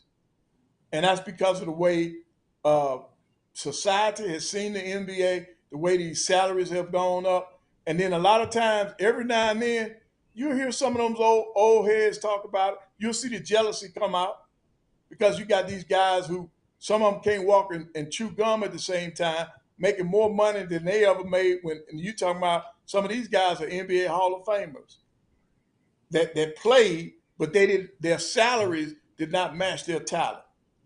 So it's interesting, and they have to take advantage of it while it's out there, because I think there's going to come a day where it's going to dry up. Well, I know the last CBA contract, when let me go back. When they went on the strike, it was more, they wanted more control, and the owners had a little bit more. I think it was 51% to 49. But now they're making those big salaries, so somebody's paying them, and that would be the owners. So they're making money as well. So to your point, you got to strike while it's hot. Roy says this, and this is an important comment I'm going to read, that when we're talking about contracts. And he's absolutely right. The Nets cannot get Booker or Bam because they have the same type of contract as Ben Simmons, and you can't have two players with that same type of contract. Yes, and when I was watching the national shows, that is correct. So as much as I would like Durant as being and I'll preface it by saying I'm a Miami Heat fan, I know it's going to be difficult. And to your point, Coach Pettaway and Charles, how much do you have to give up? Meaning, Phoenix is so close. Miami is so close. Yes, Charles, they're so close. And the Celtics are so close. Do you want to disturb that team by taking away more than you're bringing in? And do you just want to add a piece or two that can push you over the top? And I think, Coach Pettaway, you said that a couple of weeks ago. You're that close. You don't want to blow up the chemistry of that team or blow it up. And as much as I would like Durant, I don't think it's not going to happen. No, Pat Riley, I'm talking. I'll call you back. We'll find out. You know what? You take like the Celtics. They didn't blow their team up. They added a couple pieces. They added a piece. Now everybody's saying that Brogdon going to them is going to be a non. That you got another guard who can facilitate for the other people, and at the same time he can also score. So this is going to help them. He's a two-way player. He gets it done on the offensive end and the defensive end of the floor. So they didn't have to blow up their roster. They added something that they were missing because they did not have a player of his caliber last year. That's why you in these trades and when people out there, when the fans are out there, you have to be careful what you ask for because you may end up destroying your team because you're giving away too many pieces to add a player, to add a Kevin Durant, to add a Kyrie Irving. As a coach, as a general manager, I wouldn't want Kyrie Irving around me. He couldn't play for me. There's too many distractions. I don't care about the talent. He's got too many distractions that would tear up our team, and that's my opinion now. That his attitude and the way he approaches life messes up the chemistry of your team. I wouldn't want him around. But a talent like KD, I would try to see if we could fit him in without destroying what we already have. And that's the big thing. And Charles, that's why they get paid the big bucks to figure that out. Oh, I agree. I agree. I mean, two things have to happen. Either Katie's got to take less to be able to surround himself with pieces to be able to get it to fit, or a team is just going to take a chance and get Kevin Durant and understand you're in the LA Rams mode. You're in it to win right now because if you get KD, you're going to give up a haul to get him, and it's about right here and right now. So which team fits that mold? I think the Miami Heat, as good as they are and as structured as they are with Pat Riley and Spo, I mean, they're very tempered in their approach. I think Durant will be a great fit. He's not a troublemaker, doesn't have bad attitude. He just wants to play ball and win. But do the Heat want to give up a haul to get him? I don't think so. I don't know what team other than Phoenix, they just signed Book. I don't know what team out there. There's going to have to probably be 3 or 4 teams, and that's been talked about, Carlos.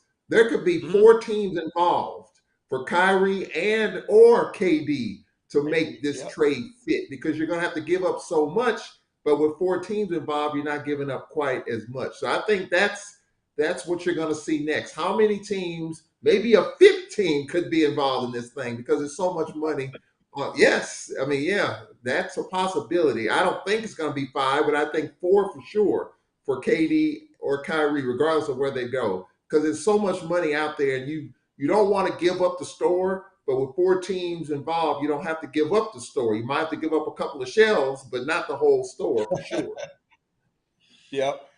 And then I'm gonna tell you something else that we've all missed that happened this week. James Harden. He didn't take the big money. He opted out so that he could take a lower salary so they could add pieces. He's trying to win. He says, okay, I've got money. I trust the GM. Right. I trust the GM. So I'm going to take less money so that we can try to add pieces so that we can be a better ball club. Now, what the pieces are, I don't know for Philly. But they've got to do something. And then back to your point about Ben Simmons, I don't see Ben Simmons staying in Brooklyn. I think they're going to end up moving him. I think they got to get off of that big salary. Do you move him? Now you can get somebody like Aiden in there. Because of what the young man was talking about, the NBA says that you cannot have 2 players through trade on the same team with those type contracts. Get rid of Simmons, who came in with trade. They can now be 8. But I also think with James Harden, Carlos, I think the writing's on the wall. I think James Harden is smart enough to know his best days are behind him. He's not the James Harden that he once was. He's not worth $48 million. He knows that. I mean, yeah, he's had his bag in OKC and in Houston. He knows that he's not worth $47 million. So he probably said, you know what? I just want to win. I want to win a ring. So if I have to take a little bit less, I like Philly. I like Daryl Morey. I'll do that. And I think the writing was on the wall. He didn't want to see it, but he's seeing it. And that's why I think he wants to take less to be able to have a championship team around him. His best days are long gone. I mean, I think we all know that. He's not the same. I mean, James Harden weighs more than me, and I'm 300-some pounds. So, hey, I think he realizes that he wants to win, and he'll take less to make that happen. Well, I saw him on Instagram recently, unless the picture's live. To your point, he is trimming down. He is trimming down. Well, on that note, we could go another 30 minutes or so with this conversation with the NBA. But Coach Pettaway, be safe, you and your family, and continue to be blessed. And we'll talk with you again. We'll bring you back another week. It'll still be more basketball to talk about. But have a good one, Coach. All right, thank you guys. You all be safe and God bless. Will do. We're going to take a quick time out. When I come back, I'm scheduled to visit with Jordan Carter. He committed to Southern University, a defensive back from Bowie State. He's got championship pedigree, all conference, and we'll talk with him and his move to Southern University and Coach Head Dooley and staff. You're watching the Carlos Brown Show on the Black College Sports Network.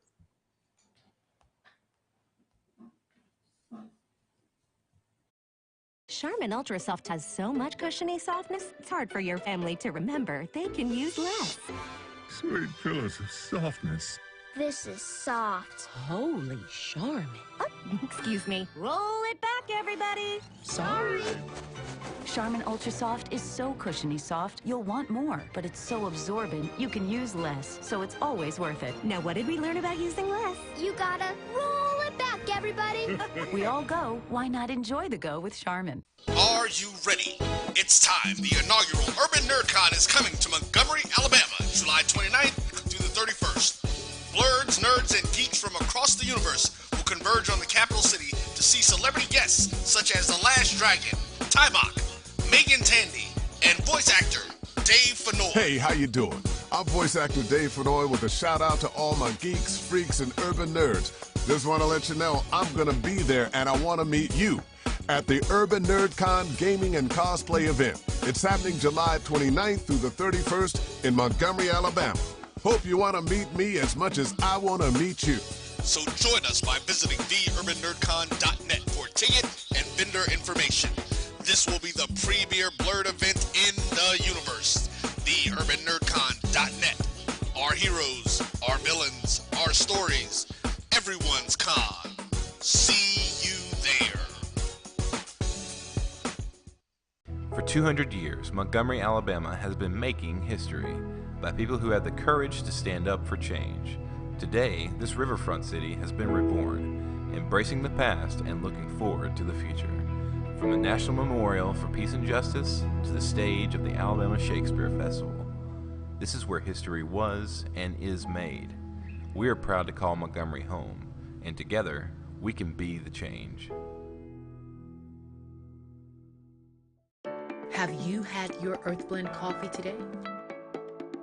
At Earth Blend Coffee, we take pride in offering you the very best of beans across the world, blended and roasted to perfection, giving you superior quality and satisfying and flavorful taste. Experience the world in one cup with Earth Blend Coffee.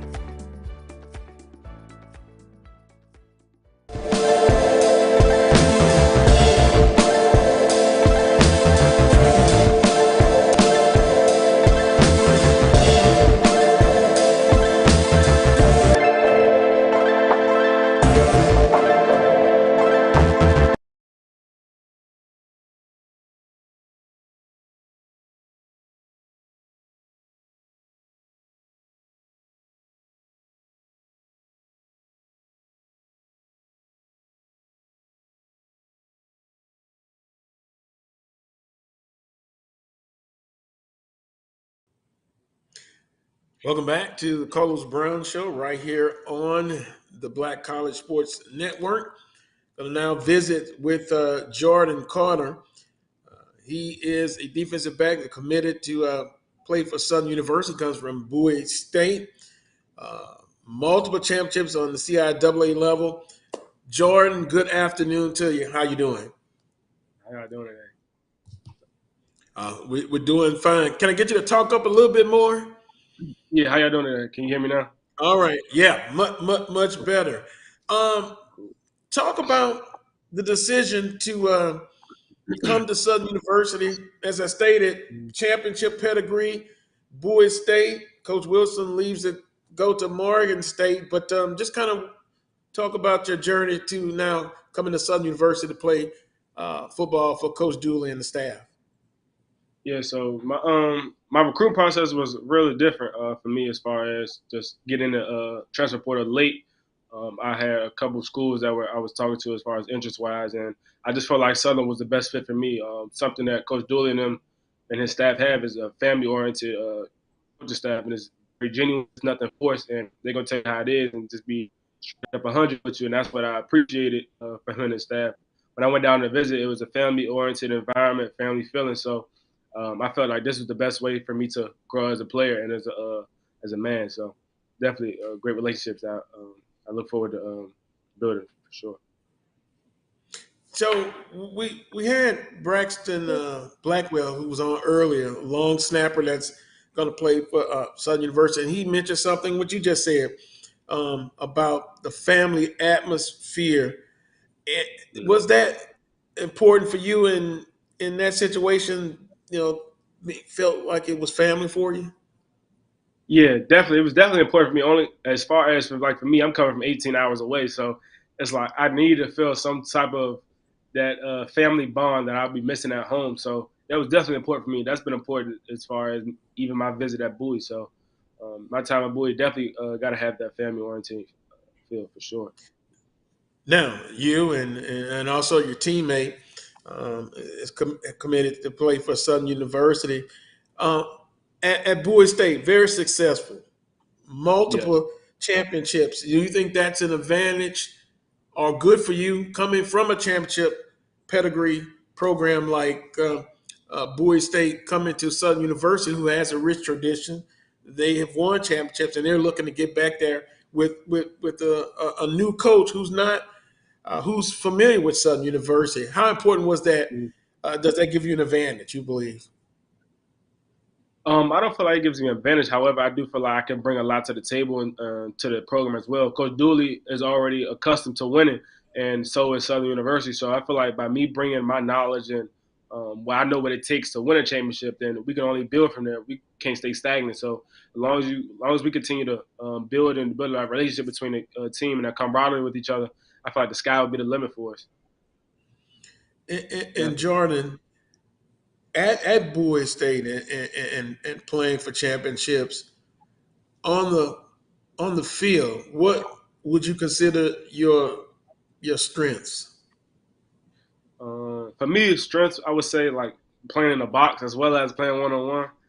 For me, I feel like I'm a savvy guy. I know I watch film a lot, so I know like tendencies and techniques that will help me on different players. So for me, I would say like in the box and definitely one-on-one coverage. I'm very physical, and I want you to understand that you got to come through me to get wherever you want to go. You can't go around me. So that's just what I take pride in.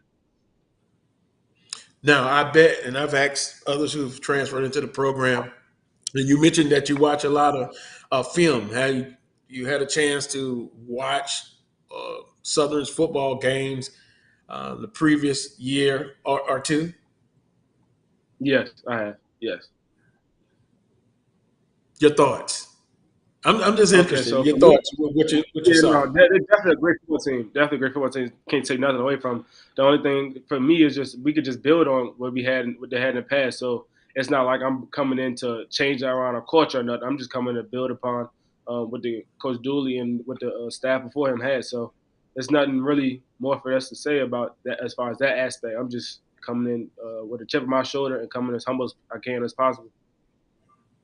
Now, the schedule is out, and of course, I'm sure you've been able to watch maybe the Bayou Classic in previous years, maybe growing up the last few years, and now it is very a good situation to be a student athlete to get the black college experience. You're used to it, you're accustomed to it, but you've got to be excited, I'm sure.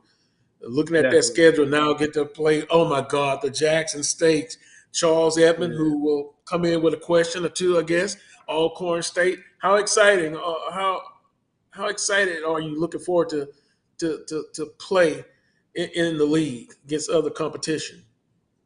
I'm definitely super excited. This is something that a black athlete dreams for you on this big stage, as far as what Deion Sanders and has been doing with HBCU football. So definitely on the big stage, big games, and when you're under the lights, you got no choice but to perform. Otherwise, it's not meant for you. So I'm definitely super excited to play in the games like the Bayou Classic and at Jackson State and other games like that. So super excited for sure. Yeah, as we see the footage there, very aggressive as you stated. You tackle well in space, and when you look at offenses now in this era of college football, they put you in space, and you've got to be able to perform in space.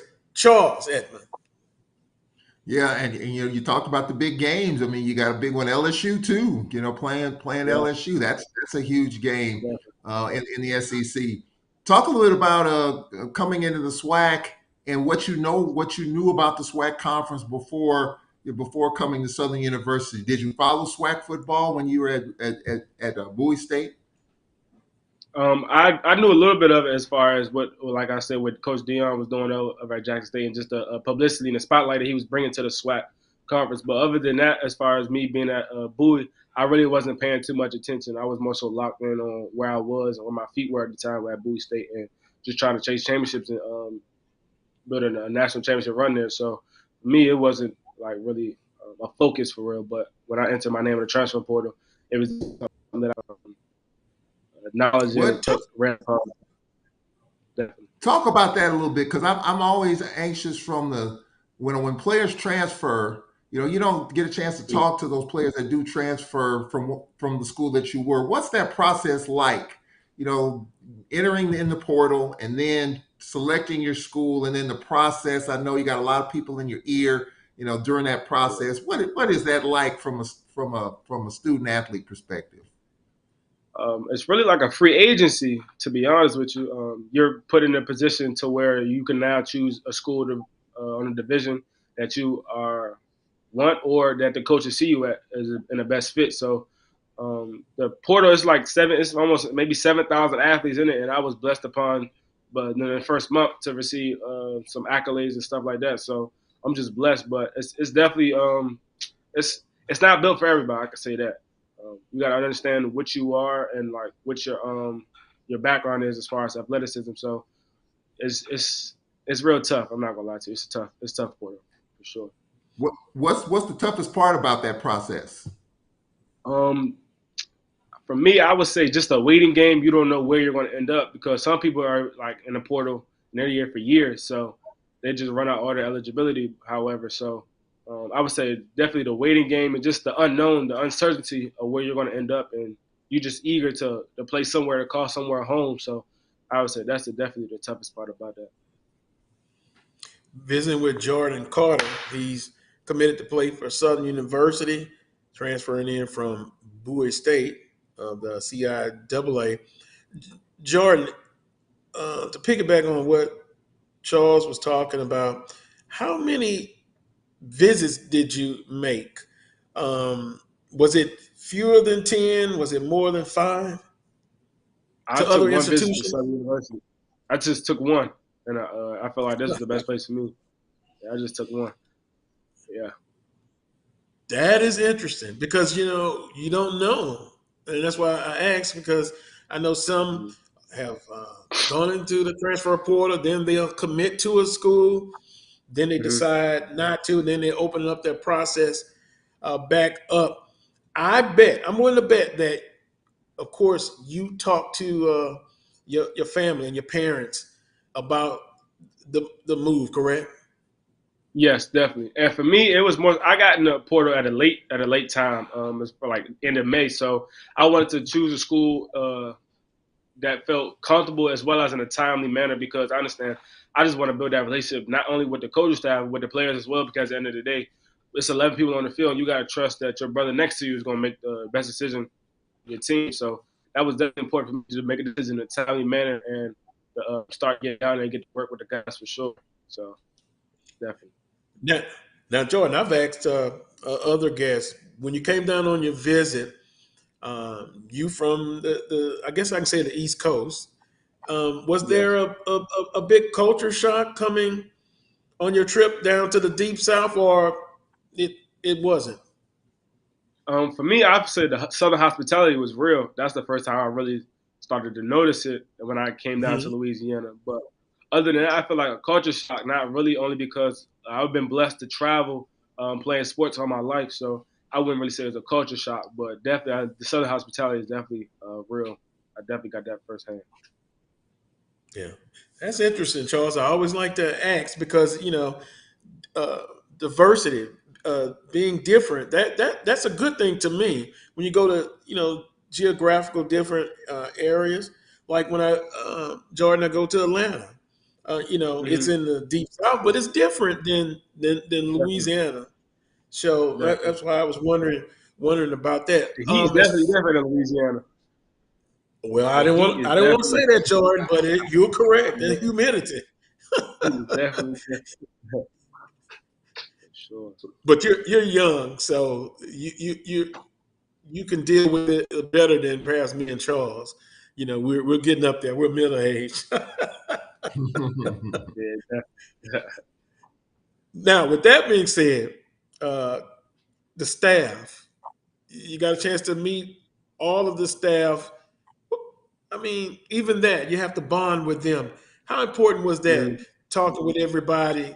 And Coach Dooley, to me, Jordan, just my opinion, he's kind of laid back. He gets a lot of mhm, conversation about his drip, the way he dressed, but he's an mhm. offensive genius. But on the defensive side, you've got some, I think, some very, very good coaches. Yes, it was very important for me to build that relationship with the whole entire coaching staff. Like I said, everything was genuine. Nothing was forced. So for me, that was very important for me as far as making a decision where I could grow as not just as a football player, but as a man as well. So it's a very young staff. I think a lot of position coaches are maybe like under 35 or somewhere, so they kind of relate to us, and they know what it was like as a student athlete as well. So that's definitely a plus when you choosing a school. But yeah, Coach Dooley's a little laid back, but I feel like for me, he understands that it's about the action and the work and what goes on and stuff like that. So he may not be too bright and too smiley in the camera, but when it's time to work, he's ready to work for sure. Oh yeah, because Charles, I often say coaches are they have personalities. They are humans just like everybody else. For example, Coach Terrence Graves. I always kid him. I think he's calmed down just a little bit. But man, you talk about intense. So I said all that to say this: it takes all to make up a staff. With the different personalities and what have you. Um, as we close this conversation, Jordan, from a human interest point of view, what do you look forward to as far as when you get here in Baton Rouge, Louisiana? As far as food and what have you, entertainment. I know school is important, but what do you look forward to maybe trying for the first time that you haven't tried? Um, for me, I would say like I know seafood's big down there. Seafood's big up here, but I haven't like tried crawfish or nothing like that. Like on my visit, I had fried gator for the first time, so that was definitely really good. So definitely just as far as the food wise, the jambalaya and stuff like that, going to New Orleans stuff like that for sure. Wow. Now, Baton Rouge is slightly Yeah, different. slightly different. Yeah, yeah, Yeah, but now it's about a 500,000 people now. But hmm yeah, and also the traffic. Get used to that. It's yeah. it's entertaining. It's traffic up here is crazy too. Oh, I would I'm imagine. like 20 minutes. I'm like 20 minutes from DC, so traffic I'm used to on a regular basis. Yeah. Last thing, do you have a teammate that has committed to come to Southern University as well? Um, did you guys come on the same trip, or you came separate? We came on the same trip. We came on the same visit together. So yeah, Yeah. we both got the experience.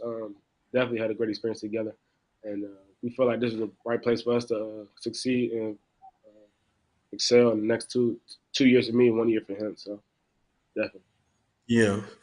Well, I appreciate the time. Yeah. Looking at the film, like you say, you have the championship pedigree. I think you will be able to add a lot to this Southern University football team. And I'll just say this, Jordan, when you have a rich tradition and you have championships from A.W. Mumford to Coach Pete Richardson to Coach Dawson Odom, the last head football coach, there's a tradition there. And you're looking at a fan base that is literally starving. You see the other guy in the picture there, Charles? He's the play-by-play guy for Alcorn State. They had their way with Southern University for many years until last year. Southern won on the last second field goal. So with that being said, you're going to bring a lot to the football program, and I personally appreciate you choosing Southern University and can't wait. Look forward to you competing and getting in there and helping the Southern University football program. The fan base is starving for another football championship. Trust me. And if you can help, I'm excited. That, I'm excited for sure.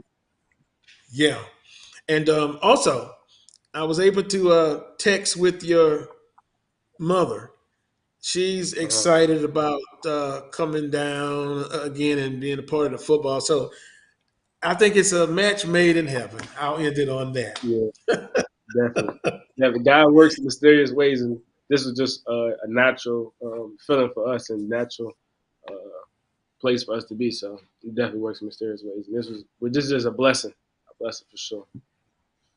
Well, appreciate the time. You and your family continue to be safe, and look forward to seeing you once you get to Baton Rouge. But enjoy the rest of your weekend, and go. Thank you. I appreciate you all for having me. Definitely. Thank you. Appreciate you. Thanks. That was Jordan Carter. Charles, he's coming to play, and Coach Dooley is, with the, we've talked about before, the transfer portal, NIL. College athletics is just forever changing. The landscape is changing.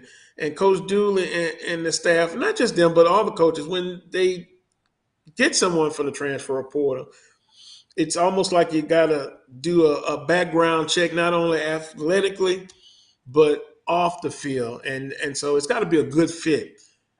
That young man, I believe, he made the best choice for him. And so you got to it's got to be the right fit.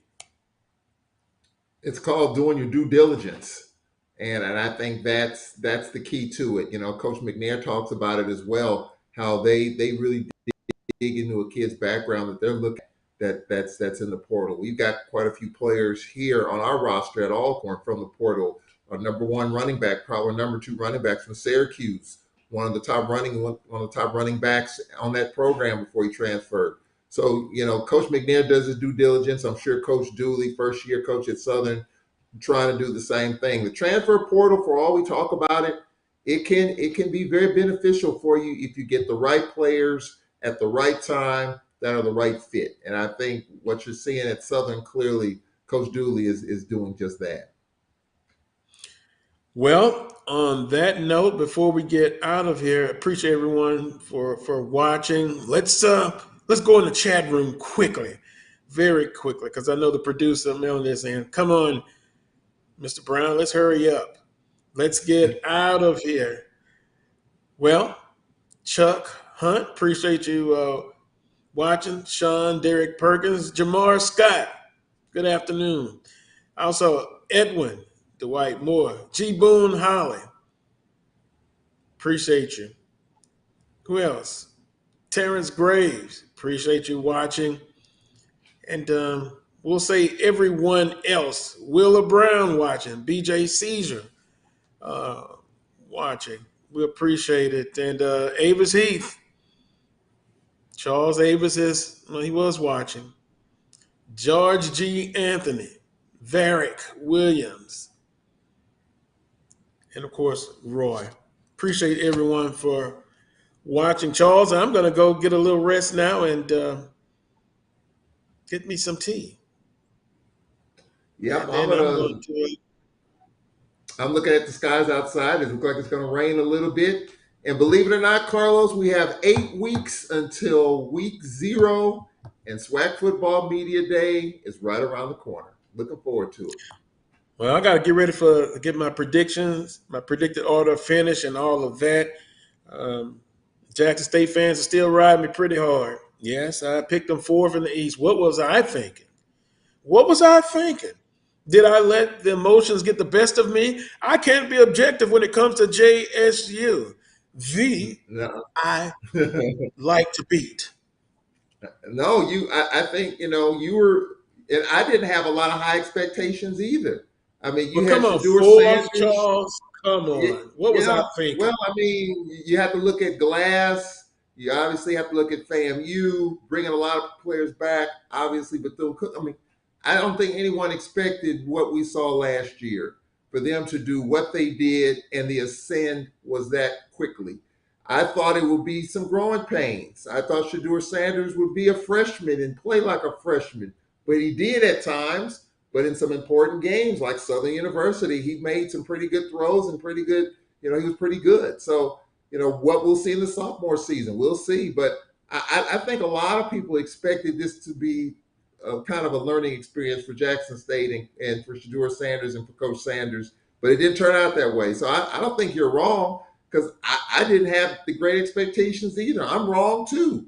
I had FAMU beating Jackson State in that game last year in Miami, because I thought Shador would play like a freshman, and I thought FAMU would have good enough quarterback play throughout to win the game. Didn't turn out that way. So I don't think you're wrong. I just think we looked at the data, we looked at the analytics, and we thought otherwise. But hey, Jackson State surprised me, and I was wrong. I'll admit that. Question is, can they do it again? Well, I'll be honest. I think the emotion got the best of me. If I had to pick over again, it definitely wouldn't have been fourth. It would have been second. Another dig at Jackson State. I like to be. On that note, I want to thank Melody for producing today's show. She's going to kill me after the show. I understand. All the guests, Charles Eltman, Kyle Mosley, Braxton Blackwell, Coach Van Pettaway, and Jordan Carter. And also, hello to Ralph. Good afternoon, Ralph. On that note, see you next Saturday at 11 a.m. for another edition of the Carlos Brown Show right here on the Black College Sports Network. Until that time, as always, peace and God bless.